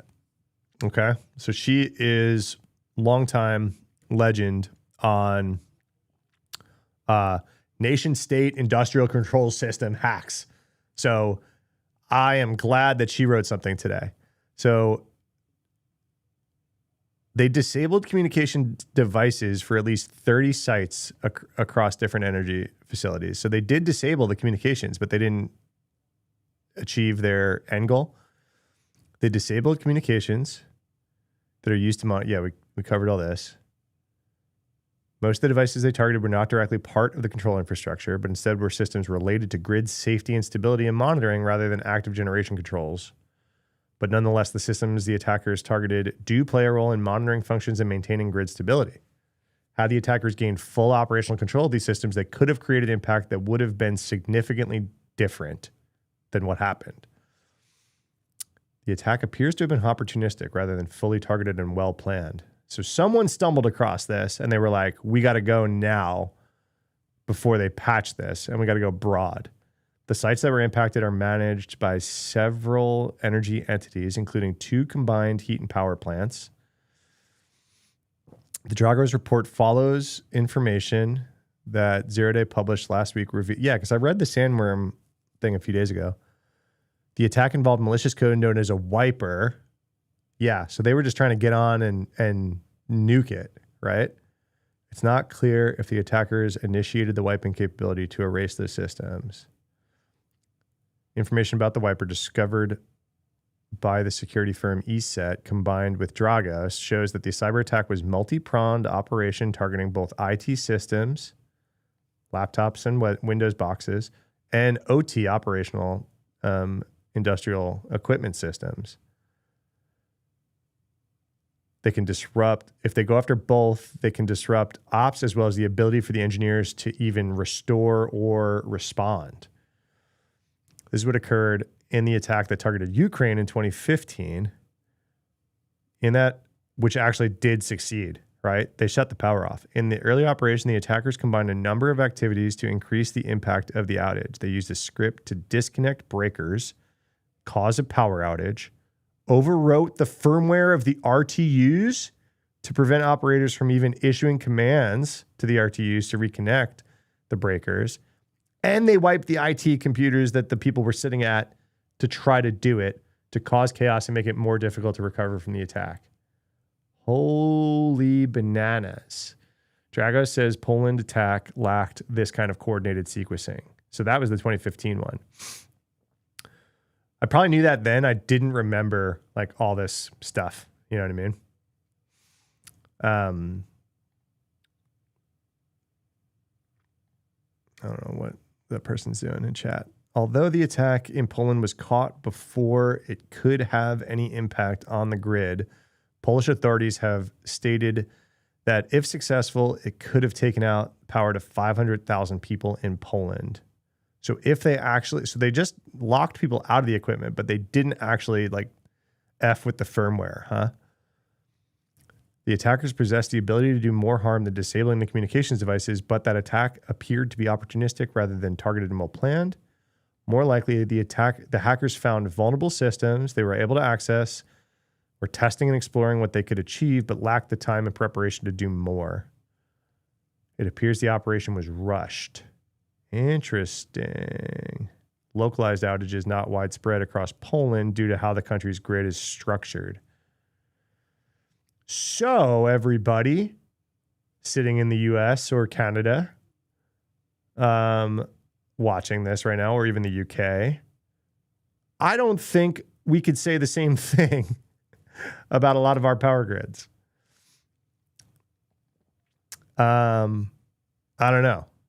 I mean, I don't know about the whole country, but we could, with the same kind of attack, I think it would probably be a little nastier. Dragos provided this new information in the report. Polish government has pointed the finger at Russia. ESET has attributed it with medium confidence to Sandworm. Dragos appears to agree with that assessment, but calls the group Electrum. Sandworm was responsible for previous coordinated attacks against part of Ukraine's power grid in 2015, so that's probably why they're saying, hey, some of these behavior looks similar. Attribution's hard. That's the medium confidence thing. I mean, I get it. It's just hard. Whereas these previous attacks targeted centralized facilities or substations, 2015 attack targeted distribution control centers that managed energy flow across the regions. This is super interesting, man. Yeah. How'd they get in? We didn't even get to that. Dragos says to get to the RTUs, the attackers first exploited vulnerabilities in edge systems such as firewalls. That's what I said. That's what happens in the US, right? Firewalls, the gateway, the Soho routers, the VPN stuff, any of those edge devices are the entry point to these critical infrastructure type things. That's what happens here too. Firewall serves the gateway, but the firewalls or edge systems in Poland had vulnerabilities. Name the vendor. I want to know. I want to know. Was this a 0-day? Was this a known vulnerability that didn't get patched? I want to know. Let's place bets, everybody. I'm not a gambling guy. Should we open up like a Kalshi thing? Be like, the Sandweb attack on Poland. When we get more information, is it going to be Fortinet? Is it going to be Ivanti? Is it going to be Cisco? Is it going to be Palo Alto? Who is it? Who is it? Yeah, regular Fortinet activity is right. But I don't know. I'm obviously not familiar with like Poland critical infrastructure. You know, they could be effing with Huawei over there. You know what I mean? Like we don't mess with that here. But Dragos did not indicate the nature of the vulnerabilities the attack exploited, such as whether they involved unpatched security holes or mistakes in how the operator is configured. Yeah. So it doesn't even need to actually be a vuln. It could just be a misconfiguration. I want to know if it was a 0-day or if it was known. And they just like, it's hard to patch these systems for industrial control shit.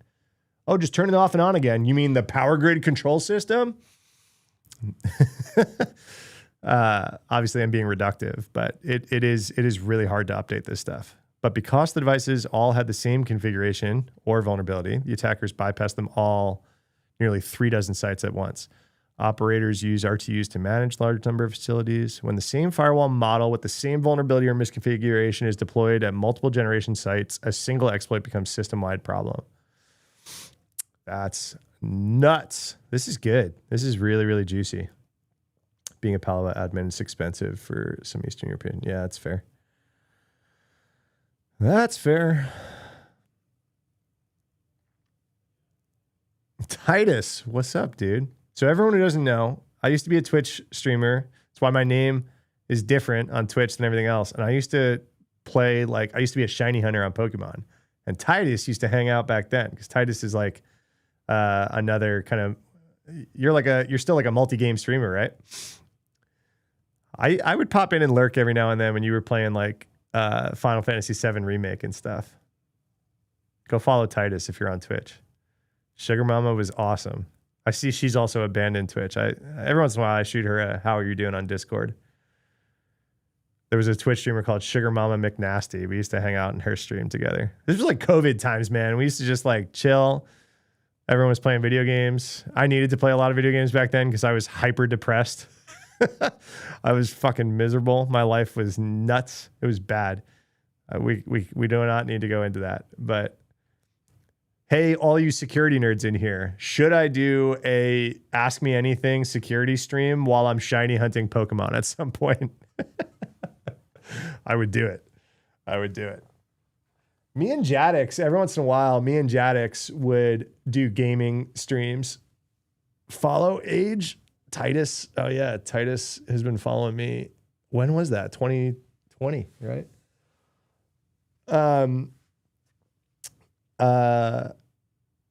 Yeah, Jason Haddix and he's a gamer. And so we would like announce on Twitter, we would just be like, hey, Helldivers came out. Let's hop on, shoot some people on Helldivers, and then like, hey, if any hackers want to come hang out and ask us questions, come do it. It was fun, man. We did it with Pal World too. When Pal World came out, me and Jadix would play Pal World on stream. Yeah, you would? All right. I'll mix in some gaming streams. I'll do some news and then I'll do some like gaming AMAs, maybe at night. You know, I'll do these in the morning and maybe I'll go live at night and we can pick a game and just hang out. That sounds fun. Titus, I hope you're doing all right, man. You're a mod? Dude. Twitch, old Twitch account. I didn't want to make a new one because it's like I'm an affiliate. I've got all this history on Twitch, even though I kind of abandoned it for a few years. It's like, hey, whatever. I think Cybersecurity, I think Roman, you're a mod in my TikTok, right? So even though I'm like talking more security stuff, which is what I always did, by the way, Titus. I was always a cybersecurity guy. I just also I also was a Pokemon nerd for a while. So at night. I used to stream at night. So I would go to work. I was working at B of A. Okay, so here's why, right? I worked for the bank. Okay, story time, everybody. I worked for Bank of America. When you work for a big bank, anyone here ever work in a heavily regulated industry? Oil and gas, big banks, anything like this? If you work for any of these really, really big corporations, when you show up day one, they sit your ass down. They're like, you're going to do nothing for the next 48 hours except for watch compliance training videos, okay?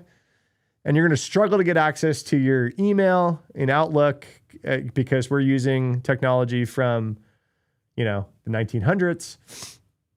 And it's going to be, I've worked at startups where they just like hand you a MacBook Pro on your first day and like smack you on the ass and go, good luck. Like, here's your Gmail account, your GitHub account, have fun.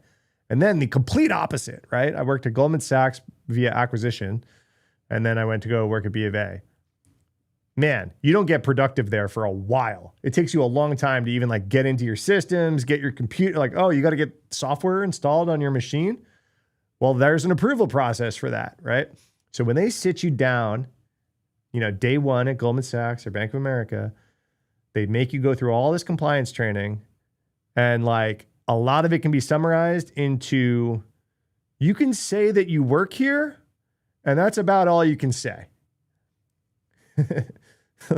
Like Apple does this too. Apple used to have a t-shirt that says, I work at Apple and that's all I can tell you.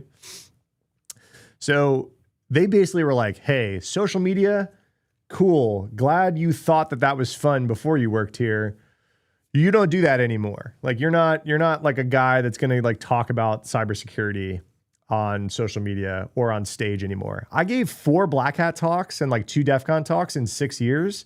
And then I went to go work at Goldman and I have not given a Black Hat talk or DEF CON talk since, right? I mean, I just evaporated from the internet. And so in order to like scratch my itch, I still like doing this stuff, right? I picked up Twitch streaming Pokemon because I wasn't allowed to talk about cybersecurity. They literally tell you can't talk about work.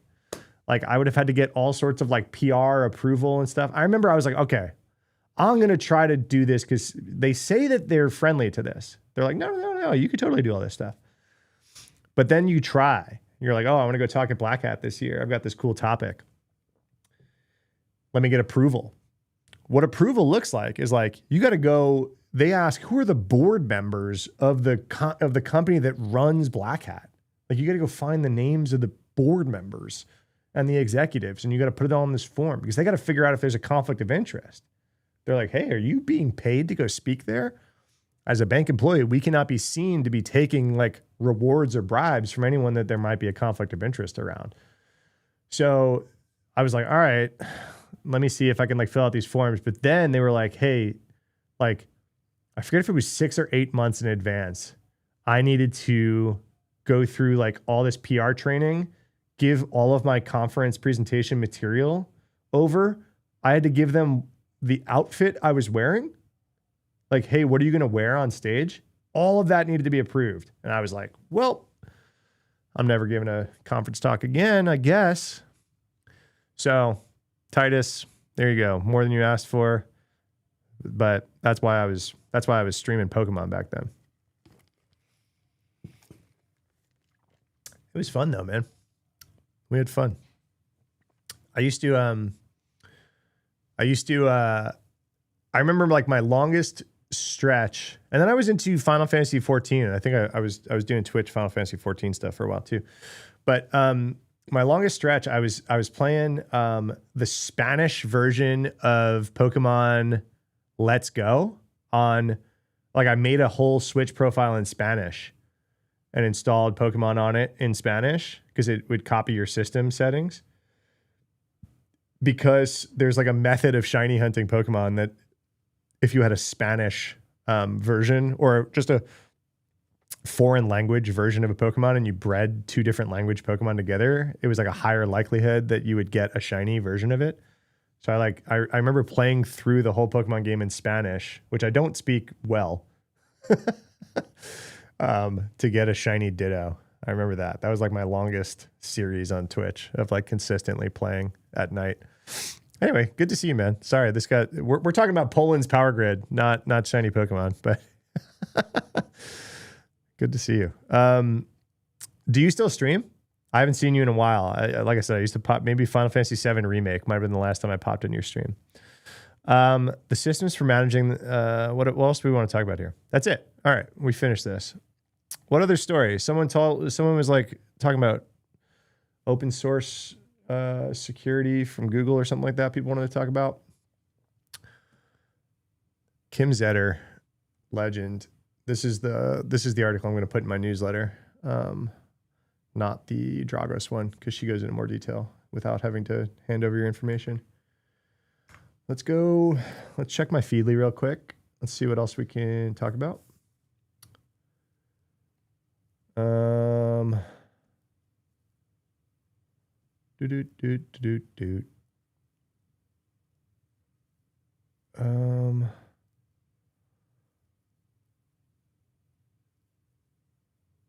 Where is, ooh.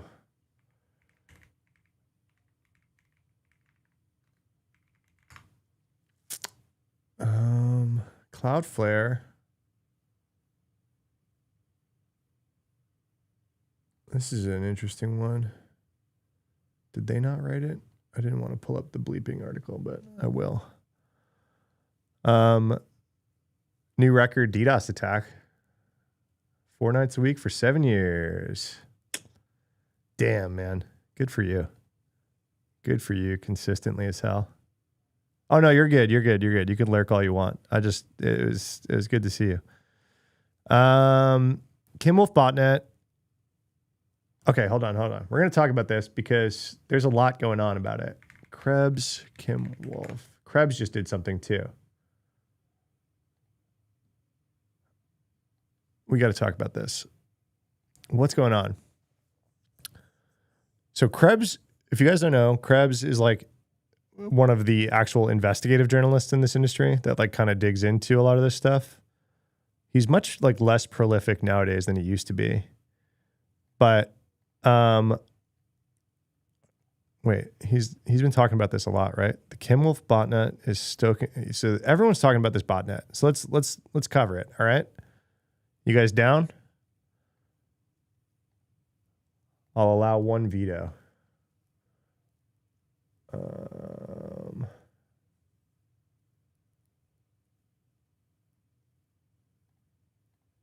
Sorry, just making sure text, nothing's on fire. Let's do it.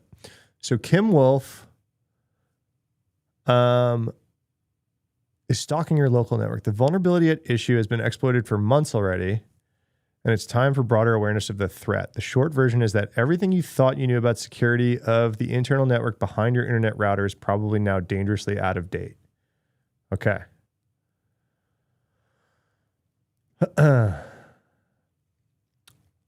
Yeah, what's up, Brandon? What's the vulnerability? I know I've covered this. Oh, yeah. It's the Android TVs, right? So the past few months, I covered this and I was like, guys, rip this stuff off your network. This should be a dedicated YouTube video. What do you guys think? I should do something about this whole botnet. If they're firing off, if they just broke the record DDoS today. Was this today? They broke their own record. When? Do we have a date? In a Cloudflare report today. The campaign targeted Cloudflare customers as well as Cloudflare's dashboard and infrastructure with a hyper-volumetric HTTP DDoS attack exceeding rates of 200 million requests per second, alongside a layer 4 DDoS attack peaking at 31.4 terabits per second, making it the largest attack ever disclosed publicly. So I think it's probably pretty important for us to understand what's going on. If they just broke their own record too, right? They set the previous record for 29 terabytes. Another attack that Microsoft attributed to the botnet hit 15 terabytes from 500,000 IP addresses. In the middle of a huge AWS to Azure migration, and they don't want to strictly use oh no. No, what's your alternative? Are you manually lifting and shifting things? No, it's got to be Terraform. Dude, I've lived that. I was a cloud guy for a long time. That just made my heart break. I did everything out of Terraform. Dude, the coolest thing we did out of Terraform was identity. We used to do Terraform blueprints for identity management in the cloud platforms. So if you wanted an AWS or a Google or needed an AWS or Google Cloud account, that had to happen in a Terraform template. So guess what that means? This is the magic of it. Like, I don't know why more people don't do this. If you needed to change any identity or permissions, you had to open a pull request in GitHub. So you had an audit trail. Anyone I've ever told that to is like, holy shit, I'm going to go do that right now. I literally was consulting with some startup here. I was helping them get their SOC 2, like doing like some fractional CISO work for them because they're small. They didn't need like they couldn't afford me and they didn't need like a full-time CISO, but they're homies and I was helping them out. And I told them about that and they'd made it happen like that night. They only had like 40 identities, right? But they were like, holy shit, get a pull request to manage cloud identities. It's pretty sick. So manual lift and shift. I'm so sorry, man. It's fucking painful.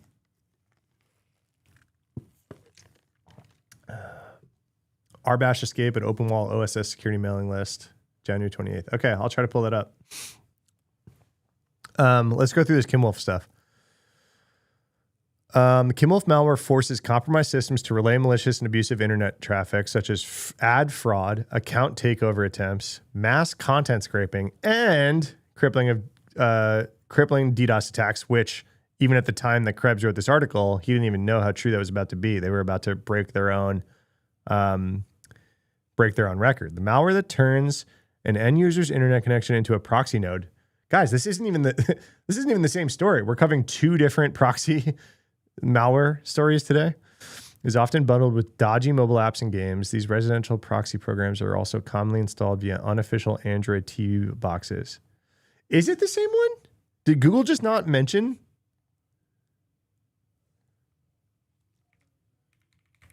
Oh, it is. Wait. This is all related to the same story? It's software developed kits. This includes Bad Box and this one more recently. This is similar. It's not exactly the same, but there's overlap. Ew. So dude, guys, this is a big story. So not only are we talking about like the actual botnet and it's growing and it's firing off record-breaking DDoS attacks, but Google just might have disrupted a whole bunch of it. Interesting. I wonder when this attack happened in relation. Let me tweet that. What's up? Thanks for the follow. I'm gonna write that on Twitter and see if I can get an answer.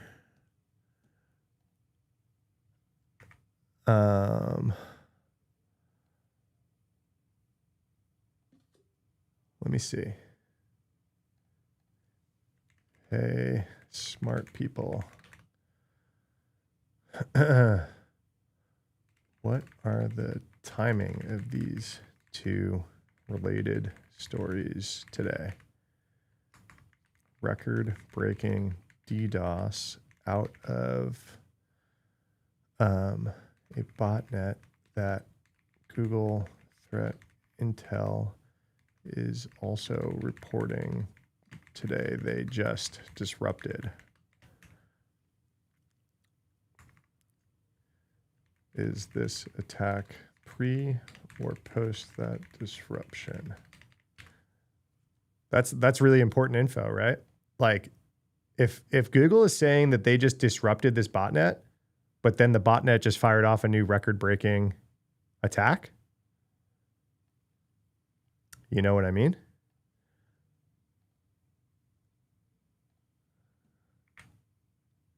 Yeah, know what I mean, everybody?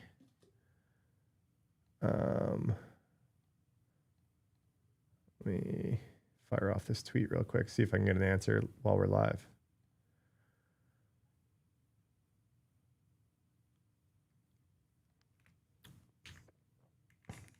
John Hulquist. Hulquist.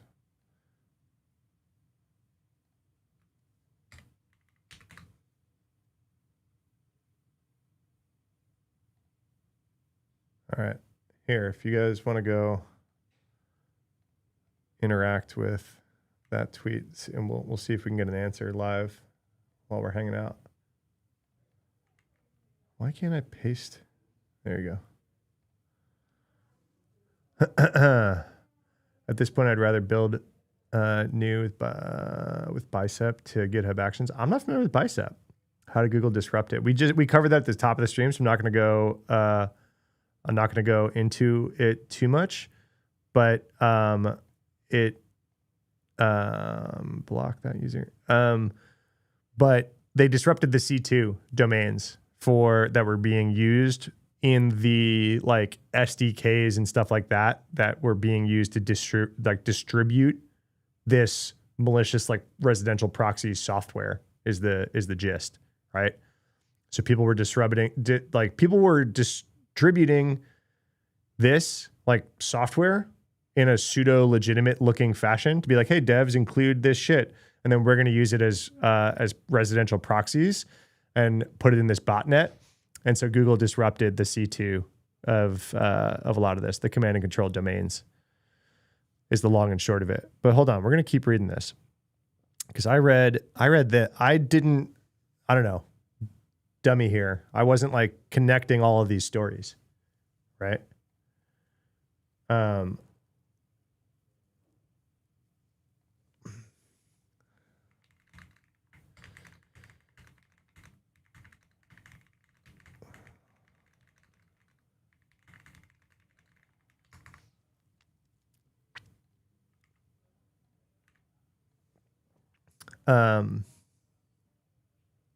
Why are you hearing dial up in my car? Yeah, it's if someone follows me, it does that. I grabbed the old AOL sound. Welcome. Elder millennial joke, right? I've got some other good sounds and alerts. They don't fire often because there's like 10 of you in here. But like, as you guys do other stuff on Twitch and YouTube, there's other fun alerts. I don't care. I'm not doing this for your guys like tips and money and stuff. I'm just hanging out with you guys. But I do have some fun ones set up. All right. Okay. Sorry. Wow. Super ADD, but I was trying to, I think it'll be cool if we can get an answer to that. If anyone replies to that tweet and I'm mid yapping, just shout and I'll go pull up the answer. All right. So the residential proxies are what we're talking about. We talked about Google disrupting it, but you got to assume an operation this big isn't going to just go away with that disruption, especially if it was just domains. It's like, yeah, the domains probably could just come up, right? The TV, but a bunch of them, I read this, they're like some of these Android TV things are unfixable. These are like, if you find these things, yank them out of your network and throw them out. Okay. So this turning your end user residential internet connection into a proxy node is bundled with these mobile apps and games, but they're installed on these TV boxes, these Android TV boxes that you get like sold by third-party merchants on Amazon and Best Buy and Newegg. So like you buy a random like Apple TV knockoff off of Amazon or Newegg, and you could all of a sudden be part of a botnet. These TV boxes range in price from $40 to $400, marketed under a dizzying range of no-name brands, frequently advertised as a way to stream certain types of subscription video content for free. Oh, so it's like a pirate box, huh? So you're like downloading this, you buy this shit off Amazon and it's like Netflix, but there's a hidden cost to this transaction. Kim Wolf is also quite good at infecting a range of internet-connected digital photo frames Likewise, are abundant at a major e-commerce website. In November, researchers from KUKA published a report detailing serious issues with Android-based digital picture frames running the UHail app, including Amazon's best-selling digital frame as of March 2025. I got to make a video about this, guys. I remember this like digital frame story hitting probably back in November, and I didn't make a video about it because I was like, like, I don't really give a shit. Like someone hacked a digital picture frame. But this is pretty gnarly if it's like connected to this whole thing, right? There are two major security problems with the photo frames and the unofficial Android TV boxes. The first is that a considerable percentage of them come with the malware pre-installed or require the user to download an unofficial Android app store. This is where the bullshit starts to come, right? And malware in order to use the device for its stated purpose, which is video piracy. The most typical of these uninvited guests are small programs that turn the device into a residential proxy node that's resold to others. The second big security nightmare with these photo frames and unsanctioned Android TV boxes is that they rely on a handful of internet-connected microcomputer boards that have no discernible security or authentication requirements built in. In other words, if you are on the same network as one or more of these devices, you can likely compromise them simultaneously by issuing a single command across the network. This is why it's unfixable. No place like home. This combination of two security realities came from some RIT researchers. He suspected Kimwolf as a new Android-based variant of Asuru, a botnet that was incorrectly blamed for a number of record-smashing DDoS attacks last fall. Google applies sideloading only signed apps. Can be sideloaded. Yeah. That's why they got these fake app stores. Kimwolf grew rapidly by abusing glaring vulnerability in many of the world's largest residential proxy services. The crux of the weakness, he explained, is that the proxy services weren't doing enough to prevent their customers from forwarding requests to internal servers of the individual proxy endpoints. So most proxy services take basic steps to prevent their paying customers from going upstream into a local network of proxy endpoints by explicitly denying requests to local addresses. So basically saying like, you just plug in this frame on your network and it shouldn't be able to talk to everything else on your network, right? These ranges allow multiple devices in a private network to access the internet using a single public IP address. If you're on any kind of home or office network, who doesn't? Your internal address space operates within one or more of these NAT ranges. Sling TV. I don't know if it was Sling. We're going to keep going. However, they discovered that people were operating Kimwolf had figured out how to talk directly to the devices on the internal network of millions of residential proxy endpoints simply by changing their DNS name. It's always DNS settings to match those of the internal RFC 1918 address range. So it's possible to circumvent existing domain restrictions by using DNS that points to 192.168.0.0.1 or 0000. They wrote, it's a first-of-a-kind security advisory sent to nearly a dozen residential proxy providers. This grants an attacker the ability to send carefully crafted requests to the current device or a device on the local network. This is actively being exploited when attackers leveraging this functionality to drop malware. So that's scary, right? So it's not just like, oh, this photo frame starts being part of a botnet. It's that it is giving them access to the other devices on the same, network. Mentioned above, many of those residential proxy services run solely on mobile devices that are running some game, VPN, or other app.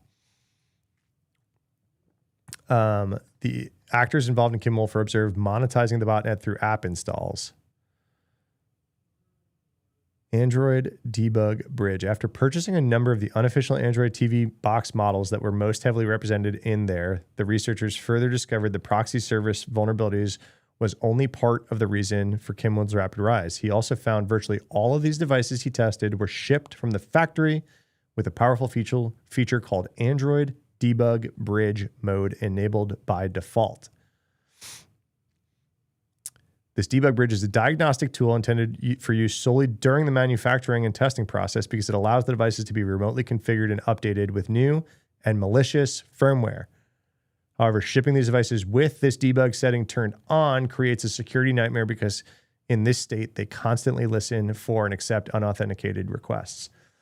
This is gnarly, guys. I'm sorry I'm reading this article directly. Krebs is just good, so I don't really need to give this a lot of artistic flair.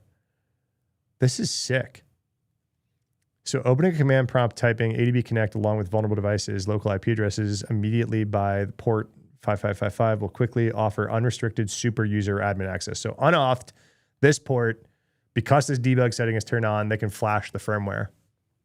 Kimwolf has doubled in size in the past week by exploiting this residential proxies pool. That's wild. That's wild.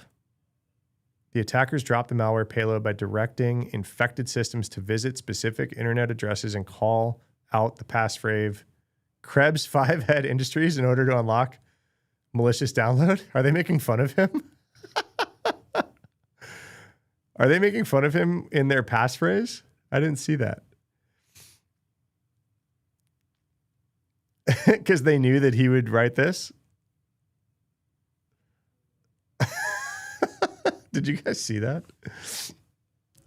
Krebs 5-head Industries. After charting a tight overlap in Kimwolf infected IP addresses and those sold by this proxy network, they were eager to make this finding public. The vulnerability had clearly been exploited for several months, although it appeared that only a handful of cybercrime actors were aware of the capability. Jeez. Hold on. So we've kind of talked about all this already, so we're not going to go through the residential proxy stuff, but there's something else I remember from this article now.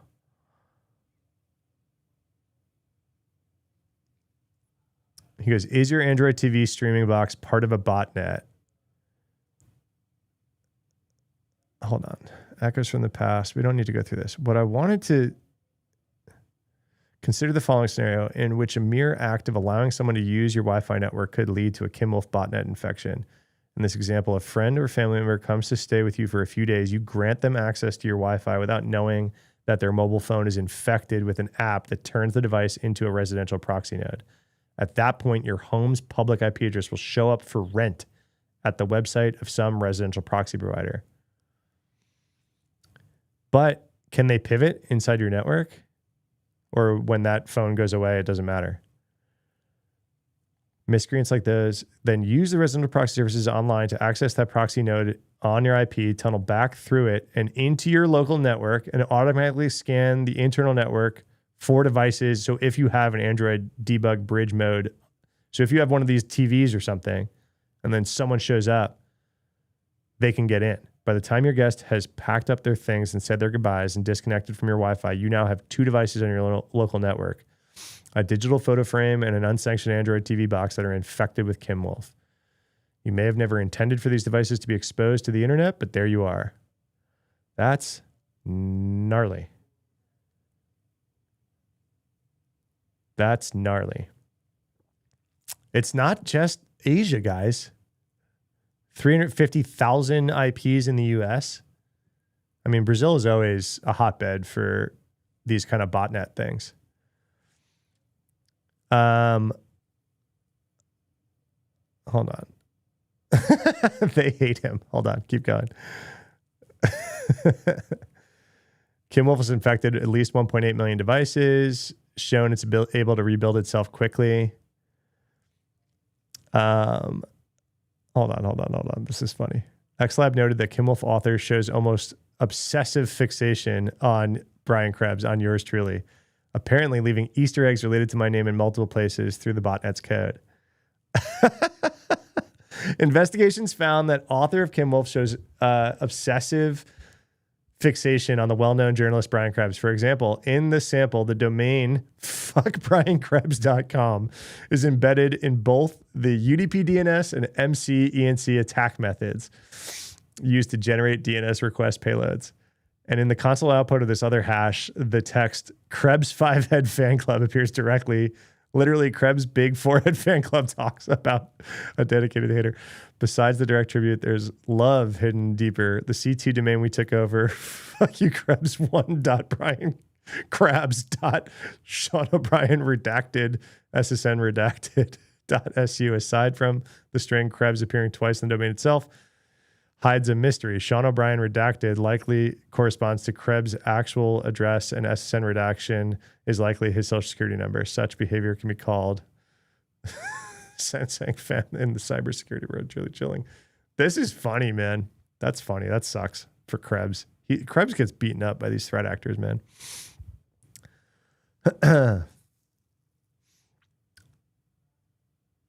He gets beaten up pretty bad. All right, let's assume through the years of security training or some dark magic, you can successfully identify. Oh, yeah. So analysis and device.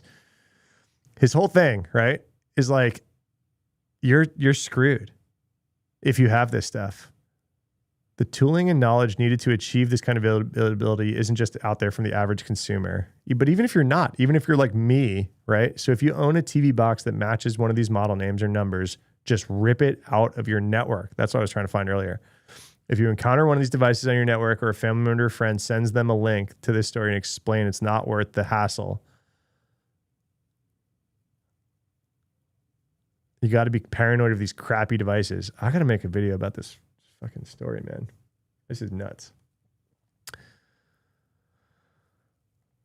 All right. What was but what's the other one? So who benefited? Hold on. Has he done even more about this? He's obviously hot on these guys. Yeah. So this was today. Who operates this botnet? Who benefited from these botnets? This is all Krebs has been working on this month. So here's the one from a few weeks ago. Our first story was about this botnet. Then it was about who benefited from it. He kind of just went into some like chats about it. Earlier this month, a close former associate of Dorton Snow shared what they said with a screenshot the Kimwolf botmasters had taken while logged into the Bad Box 2.0 botnet control panel. All right, so what is this? Is he just trying to unmask a lot of these people? I mean, that's cool, but we don't have to go into all this on stream. Yeah, this is just Krebs being Krebs, right? He's like, and here are the people doing it all, because he's a dog with a bone, man. And you can't write "fuck Brian Krebs" as your password and not expect him to keep going on the story. The idea that the Kimwolf botnet masters have direct access to the Bad Box 2.0 botnet is a good deal, but explaining exactly why this requires some background and how Kimwolf spreads. We already kind of talked about all that.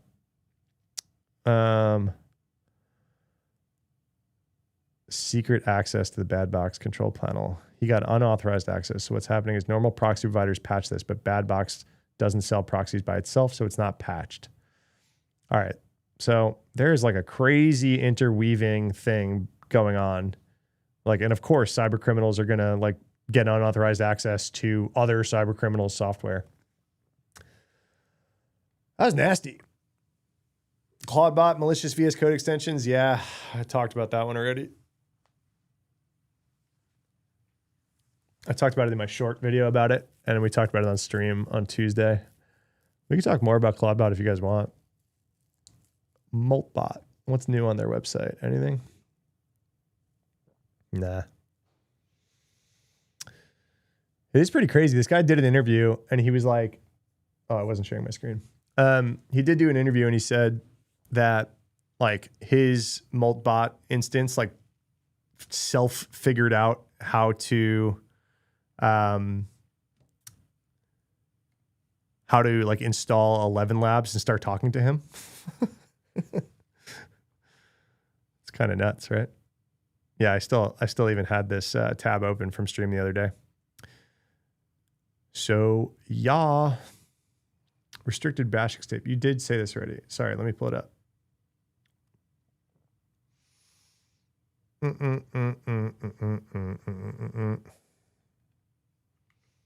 Let's try to find that link.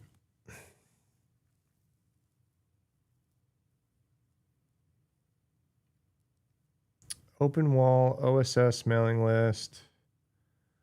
You said January 28th.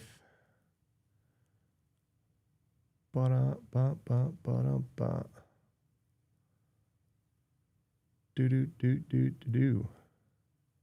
Is that the Telnet D one? I'm looking at it. Open wall. RBash escape. I'm not seeing it. Oh, there it is. Let's look. I haven't read this yet. RBash escape. A message I described how history W can overwrite startup files in home, breaking confinement in restricted bash. To add one clarification, even if administrators place users in an unwritable subdirectory, symlinks from the directory back to writable home files can re-expose the same vulnerability. This means that simply making the working directories unwritable is insufficient if symlinks escape to a writable location. So restricted environments should ensure home itself is unwritable or that the non-writable directories lack symlinks into writable paths.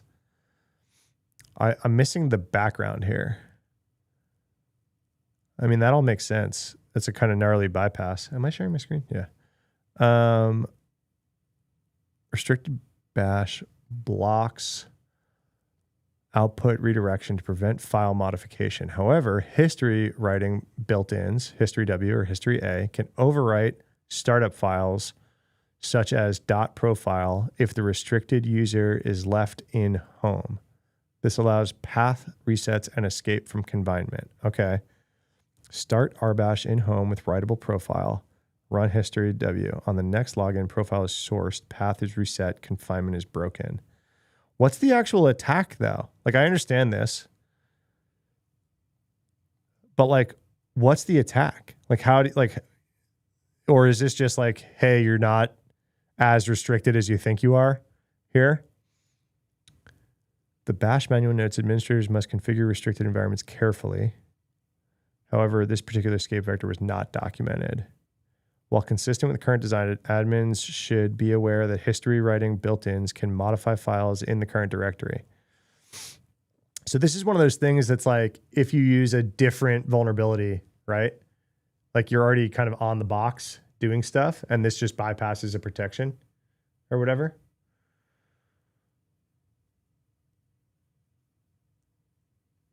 Is that what it is?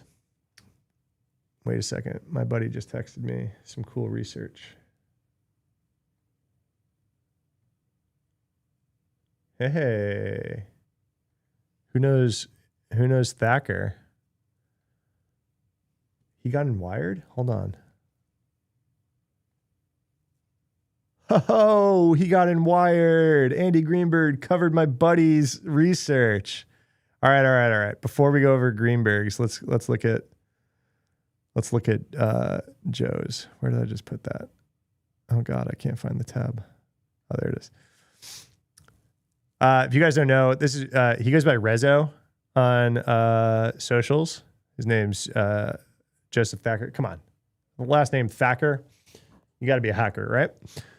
AI children's toy, remote access to every conversation. My neighbor texted me the other day, said she'd pre-ordered 2 AI toys for her kids that supposedly used an LLM to dynamically generate content for talking to the child. This was super fascinating to me. I've always thought something like that seemed awesome, as kids can ask questions and anything. She said it was from Bondu Toys. This is a big brand, right?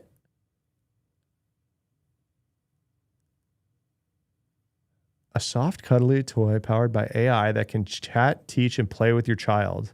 AI-powered Furbies? Dude, we had conspiracy theories that Furbies, like back in the day, were like listening to you or could learn or could like, because they tried to say that there was some machine learning in that. I mean, this was the 90s. There wasn't. Okay. So this is scary. Later, I spent a few minutes poking around their infrastructure. My initial impression was solid. The premium price point suggests they actually cared about the product. Whole safety tab on their website, 2 certifications of some kind. But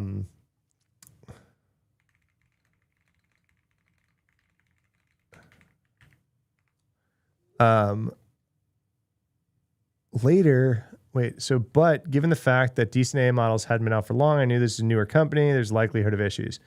Saw that the conversation and toy management was performed through a mobile app. So I immediately reached out to Joel. They're both really big bug bounty hunters. 30 minutes in, he spotted something interesting. The content security policy. It was a domain that, So when you're doing recon for bug bounty stuff, if you look in CSP, you can usually find subdomains that you might not know about. He navigated to it and was met with a button that simply said log in with Google. By itself, there's nothing weird about that. But instead, upon logging in, he found it wasn't a parent portal. It was Bondu's core admin portal. You just logged in with your Google account into their admin dashboard? Holy shit. As soon as Joel made the discovery, he messaged me on Discord. I confirmed that I was able to log in with my own Google account as well. After logging in, yo, what up, Zach? Everyone go subscribe to Detection Engineering Weekly, Zach's newsletter. Zach, if you probably can't see Twitch chat, but there's a guy in Twitch chat who can verify that I recommended your newsletter every time I was on TikTok Live. Every time I was on TikTok Live, people would ask me stuff, and I was like, go learn detection engineering. Zach's sick.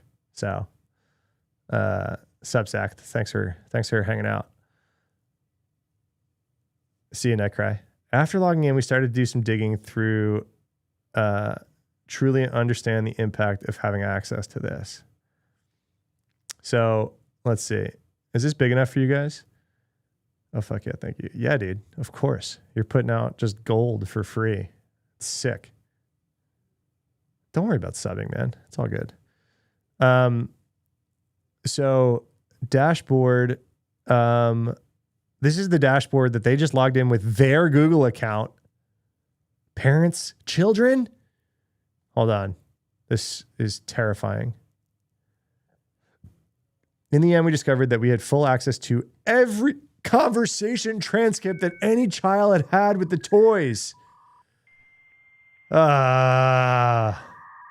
Thanks, Zach, for the follow. Welcome. Information about the children and their family. Device information. We noticed the application used GPT-5 and Gemini. Somehow the toy gets fed a prompt from the backend that contains the child profile information. So they're just giving the child profile information to public frontier models. That data is being collected and is actually disclosed in their privacy policy, but I doubt most people realize this. Beyond the authentication bypass, we also discovered an IDOR vuln in their API. That's like the API vuln, by the way. Allowed us to retrieve any child's profile data simply by guessing their ID, which is probably enumeratable. All available to anyone with a Google account. Their response, Bondu, with the detailed proof of evidence, and ultimately Joel had to make contact with their CEO via LinkedIn in order to get it raised. They had taken the console down within 10 minutes. Overall, we were happy to see how Bondu team reacted to this report. They took the issue seriously and addressed our findings promptly. Their initial remediation of the admin console took 10 minutes. They immediately followed up with their own internal investigation, both into the console access logs, as well as auditing their API for other access control issues similar to the IDOR that they found. Their lead engineer stayed up until 6 a.m. working through fixes, and they mentioned finding a few other row-level security issues in addition to the one we found. They made some great architectural decisions, such as the fact that audio recordings are stored in a storage bucket and auto-deleted after a set period. So there's no way to tap the microphone or change the output during the live session. Actual Black Mirror episode is right. So you literally like, oh my God, that's terrifying. Transcript, like literally with any Google account, they were just like, hey, we gave these kids a microphone and like let them ask questions. Yeah. I talked about the curl ending its bug bounty program on the last stream and in my newsletter last week. It's such a shame. Bondu team had been great to work with through the whole process. To be honest, Bondu was totally something I would have been prone to buy for my kids before this finding. However, this vulnerability shifted my stance on smart toys for two reasons. AI models are effectively a curated, bottled up access to all information on the internet, and the internet can be a scary place. I'm not sure handing this type of access to our kids is a good idea. Also, having done bug bounty for the last few years, it's clear to me vulnerabilities in nearly everything. For there to be an internet-connected device with a microphone in the house means at the very least the admins of the company that made the device have access to that data. At worst, it means anyone with a Gmail account, in the case of Bondu. Their whole team shares customer support work, so they had all access to all data. Customer support is notoriously good attack vector. So that's what I'm saying. So they fixed the vuln, but like that portal is still there, providing access to data and backend features. AI makes this problem security. Oh my God. And congrats, Joe, for getting your story on Wired. Wired's going to paywall me, aren't they? 50,000 logs of its chats with kids to anyone with a Gmail account. Yeah. Paywall. Oh my gosh. That's fucking nuts. I think I have a 12. Hold on. Let me make sure I'm good to do this really quick. I might record this video really quick. I have half an hour before I gotta hop into a call. All right, this might be a short YouTube video, but we're gonna do it. We're gonna record it. God, why do I keep losing this tab? Oh, I guess I gotta scroll. All right, we're gonna do this. You guys down? We're gonna record a YouTube video real quick. This is why I have good old-fashioned baby. Dude, when my daughter was a baby, same thing, man. I was like, I am not getting a Wi-Fi one with a mobile app. I'm getting one that I got to be near. Oh, God, that's terrifying.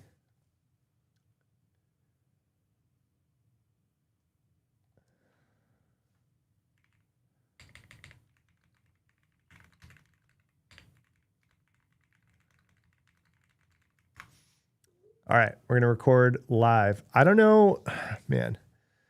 I thought I wasn't recording chat, but then chat showed up in my videos. So I guess I am locally recording chat. So you guys might show up in the YouTube video. All right, we're gonna do it. Oh, I could hide you guys from screen, right? All right, guys, sorry. We're gonna hide you guys for while we record really quick. I can still see your chats. They're just not on screen. We're going to record. Okay, everybody. This is like right around when I was going to end the stream anyway. We're going to hope that I solved my OBS issues from the last stream. If I freeze, I'm probably going to stay off. So we're going to record a YouTube video. OBS crashed last week when I did this. I think I found the plugin that was doing that and disabled it. I am sorry if this crashes again. I will troubleshoot it after. I don't think it will. I recorded the whole YouTube video yesterday. I recorded a bunch of stuff yesterday and it did not crash. So I think we've solved it. But if I do, I'm sorry. I'm just going to stay off because I've got a meeting in 30 minutes. But we're going to record like a really quick YouTube video about this. All right, let's do it. I'm recording and I don't see the OBS error coming up. God, OBS is a nightmare. All right.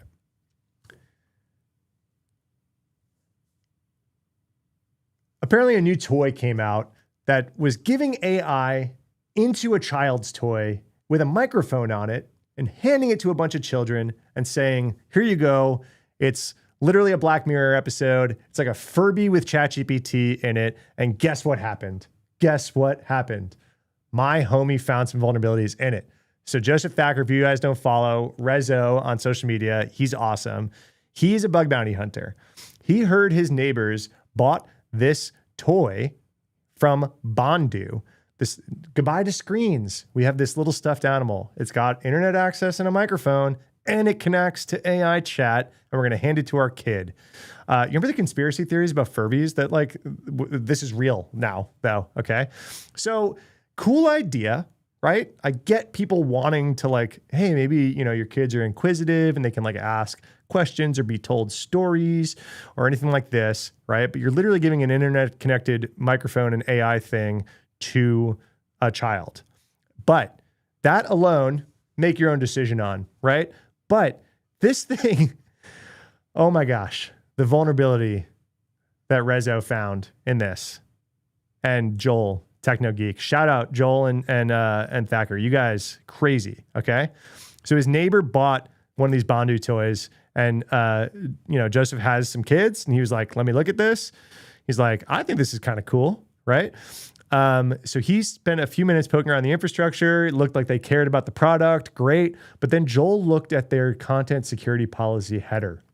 If you guys aren't like bug bounty hunters or into AppSec, this is a header that says like, tells the website, these are the domains that you're allowed to execute code from. It's like a cross-site scripting protection and some other stuff, right, that it protects against. But it's a really good reconnaissance tool because you can find a bunch of other internal domains and subdomains. So in the CSP policy, they found this other domain that, hey, bondu.com, you're allowed to execute code from console.bondu.com. So they were like, let's go look at that. This is like what bug bounty hunters do. They like try to find all these other domains that the company is associated with. So he went with it, and there was a login with Google button. We've all seen these, right? You can just like log in with Google, OAuth token gets passed off, right? Nothing crazy about that. But he clicked it, and guess what happened? It let him in with his Google account into what you're going to see is the like customers, the company's admin portal. So Rezo did the same thing. He got a message. He was like, let's try it. And then it pulls up this, the actual dashboard that employees used to service their product, which included all sorts of information about all the people using their product, including every conversation transcript that any child had had with the toy. Tens of thousands of different sessions of kids, not tens of thousands of kids, different sessions, right? And then because, of course, why wouldn't this product create a full profile on children and their birth dates and the parents? Like, why do you collect all this information about this? You're a child's toy. Okay. All the profiles existed with the child's name, birth date, family members' names, child's likes and dislikes, because we're trying to give an interactive experience. We're a smart Furby, right? We're going to be able to wish you a happy birthday on your birthday. We're going to know your mom and dad's name. We're going to know your siblings' names because we want to be able to weave them into stories because we're AI powered, right? And then, all the conversations, transcripts, all are backed up here. And then, of course, just like tech information, right? Like location and IP address of these children and their toys. The other thing, okay, let's put this vulnerability aside for a second. The other thing, just by design, this thing is this toy is just a ChatGPT and Gemini wrapper. So the toy gets fed a prompt from this backend that contains the whole child profile information as context and then feeds it to GPT-5 and Gemini. So that, that data is being collected. It's disclosed in their privacy policy, but who's going to read that about the child's toy? And it will not work as intended if you don't let it do this. So what are you going to do, right? And then they also found some other vulnerabilities. So they just poked around at it for a night. Brutal authentication bypass that any Google account could just get admin access to the thing, right? But then they found an IDOR vulnerability. This is indirect object reference or something. I would just call it IDOR. It's one of like the main API vulnerabilities, right? That would allow them, maybe you didn't sign in with the Google ID, but if you just knew or guessed the child's profile ID, you could get all of this data about the child from the API. So even if they didn't do that Google thing, this vulnerability would have allowed you to pull all of this also. So in their credit, they did respond incredibly well, right? So if you're cool with everything about their product, they responded to the security issue super fast and like chased it down until it was fixed. So Joel, it was the weekend. They contacted the CEO via LinkedIn. The console was down within 10 minutes off the internet. That's a true, okay, they are ready to respond. They were like, nope, we're pulling this off the internet. The initial remediation of the admin console took 10 minutes, immediately followed up with their own internal investigation to figure out who would actually use this access. They found no other unauthorized access except for their research activity, which is good. Then they audited the API and they found some other similar issues to that IDOR issue that Joseph and Joel found. Their lead engineer stayed up until 6 a.m. working through fixes, and they mentioned finding a few other like row-level security issues in addition to the one that they found. They made some great architectural decisions, such as the fact that the audio recordings are stored in a storage bucket that are auto-deleted after a set period, so there's no way to tap into the microphone or change the output during a live session. They were great to work with from a bug bounty standpoint. they say, hey, like pretty good feeling about that in general. But, and I agree with Rezo's thoughts here, right? He's like, hey, this is something that maybe would have been cool that I would have bought for my kids. But AI models are effectively a curated, bottled up access to all the information on the internet. And the internet's a scary place. And I'm not sure handing our kids bottled up access to all the information on the internet is a great idea. They probably have some guardrails and things like that in here, but some crafty 7-year-old is going to get into like prompt engineering and figure out how to get around those guardrails, right? And then, he's like, I've done bug bounty for a long time and everything is vulnerable. So for me, handing an internet connected device with a microphone means at the very least, the administrators of the company that made the device have access to that data, as we just saw, right? They logged in with the Google account. They saw all of the transcripts of the conversations. So even though they fixed all these vulnerabilities, you're still okay with the employees having that access, right? And at worst, it means anyone with a Google account can have access to a microphone in my child's bedroom, right? In the case of Bondo, their whole team shares customer support work, so they all had access. Customer support is a notoriously good attack vector for hackers. Yeah, we're seeing this stuff all the time. This is crazy. It got covered by Wired too. Congrats, Thacker and Joel, for the research. That's sick. This is crazy. I just wanted to get this out here. You guys make your own decisions if you want to buy the toy. But if you had the toy, this is information for you to know. I didn't even know that these things were coming out. I didn't know AI-powered child microphone stuffies were an industry yet. All right, cool. Good work. Do all the YouTube things down below. Quick video today. Thanks. See ya. We did it. We did it. Chat. All right. And you're back on screen. What'd I miss? You will not be buying AI toys. I will not be buying AI toys either. Let me get that file over to my editor, see how quick we can put that out.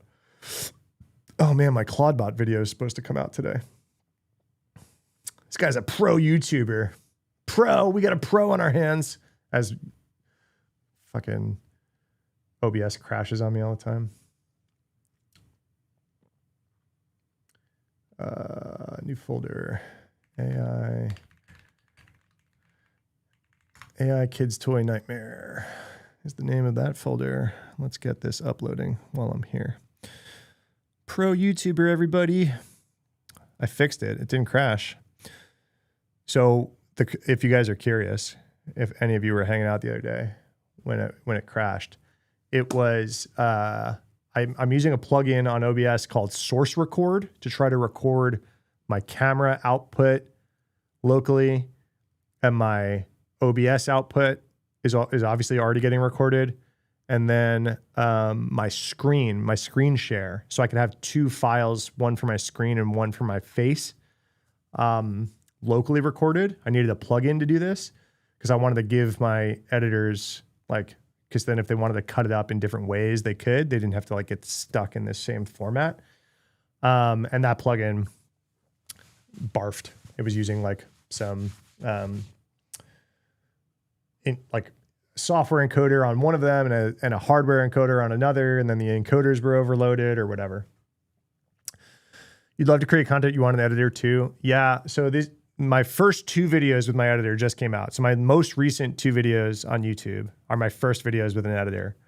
Well, actually, when I first tried YouTube, I found a guy off Fiverr, and he was doing all sorts of crazy YouTube things, and it just didn't feel authentic. It wasn't how I wanted to, how I wanted to show up. It was just trying to do all the YouTube tricks. I was like, man, I'm not trying to be Mr. Beast. I'm just trying to be a guy that's worked in this industry a long time. If you guys want to hang out, cool. If you don't, cool. I'm not trying to dangle keys in front of a cat to get you to continue watching my videos, right? That's what it feels like. I took a course on YouTube back then, and it was you have to change your screen every 3 seconds, no more than 3 seconds on one shot, and especially for the first 3 minutes of a video is what they were teaching people. I was just what? Oh my God, we're just optimizing for negative attention spans. And I get it. Like you do, like this is a balance I strike every day. It's like, how do I play the game so that people actually see this crap versus like completely lose all authenticity and credibility of like, hey, I actually work in this industry. Right. But so that's what that editor was doing. So I stopped. I was like, this doesn't feel good. And he was like across the world and he would like typo in the edits. And then I'd be like, hey man, it's not spelled right, but he was asleep. And so it was crazy. Right. And it was still like a couple $100 a video. Right. So like all of that. And I was still like paying every time I made a video. So now instead I got a guy who's like now helping me with a bunch of stuff at my company. So I'm not like, paying him per video right now. Right. Paying him like for the month, be like, hey man, just help me with a bunch of stuff. And hopefully you're fairly compensated and all that. But I have been editing my own videos now for like, I don't know, over a year.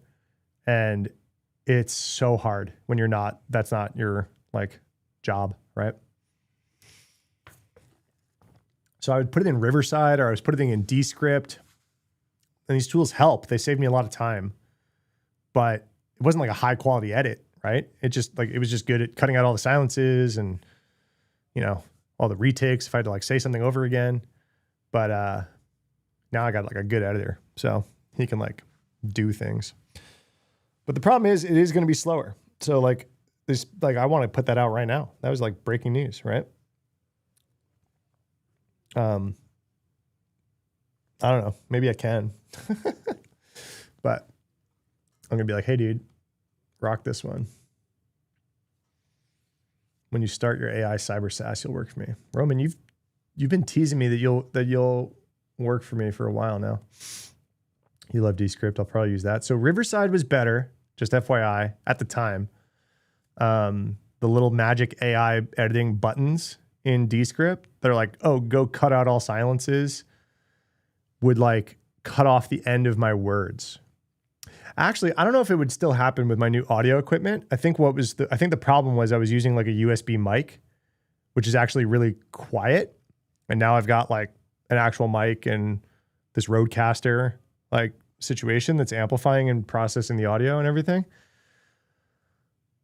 New version of Blue Yeti. No, this is a Shure SM7B.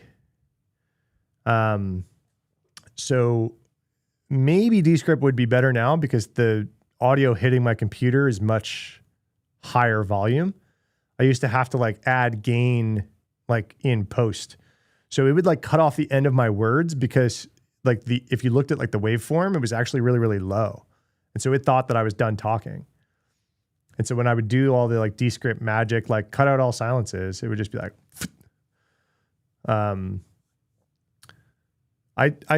I have the Blue Yeti. That was my mic. So until my last 2 YouTube videos, all my other YouTube videos were the Blue Yeti. So, yeah, I mean, it was fine, but it was time to level up. So I got the Sony cam. I got a big old key light. Got a second light here that I can do like, control. And then I've got the Rodecaster and the mic. And I got a new computer to run it all off so that it had like juice and it wasn't my laptop. So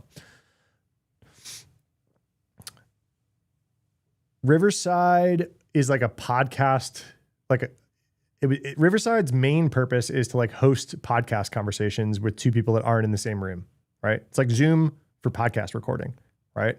That's Riverside's main purpose. But so I did that, like my conversation on here with John Tuckner about browser extension security. We got on Riverside, right? And hold on one sec.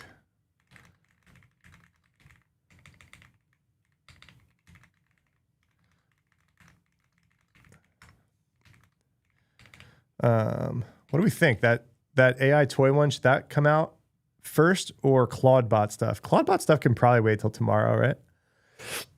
Everyone talked about it already.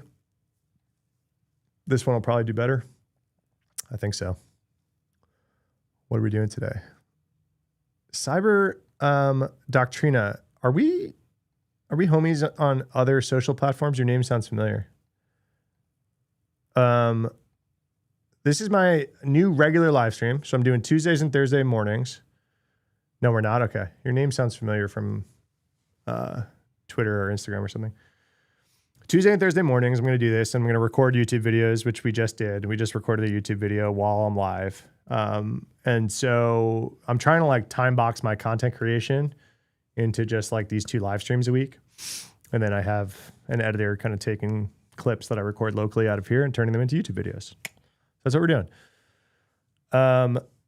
Generally, I think it'll probably be Tuesday will be a bit of a look back. So I have a newsletter that goes out every Friday morning, right? And so I think this stream will be a lot of like, let's collect stories for the newsletter. Tuesday will probably be some of that, but also like hey, what did we talk about in the newsletter that maybe we didn't talk about on stream too? And then I don't know, we can hang out and we can play games or something. People were like, let's play games and talk cybersecurity stuff. So Opus Clip King. We talked about a bunch of stories already though that you missed. We talked about Google taking down a bunch of this residential proxy network that was being used in a botnet. And then we wound up like stumbling on a bunch more stories about that same botnet from Brian Krebs.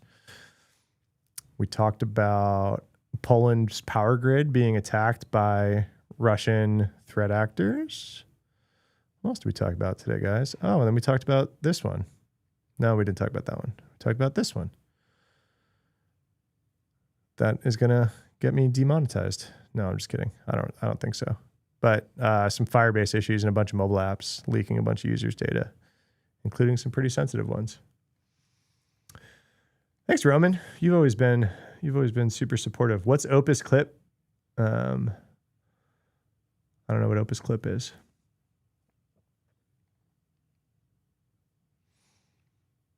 All right, guys, I have a meeting in a few minutes that I might want to go get some more lifeblood before I do. Oh man, I got a protein shake earlier and I never drank it. No wonder I'm kind of hungry.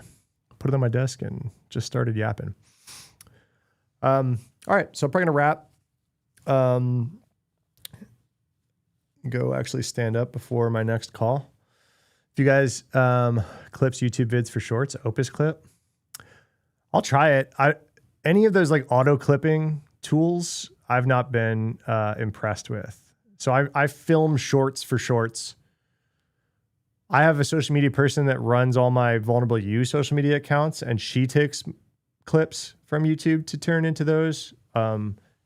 Maybe she uses some tool to do that. But like all of my shorts that I actually put out, I film as shorts, like on my phone with the green screen and stuff. So, yeah.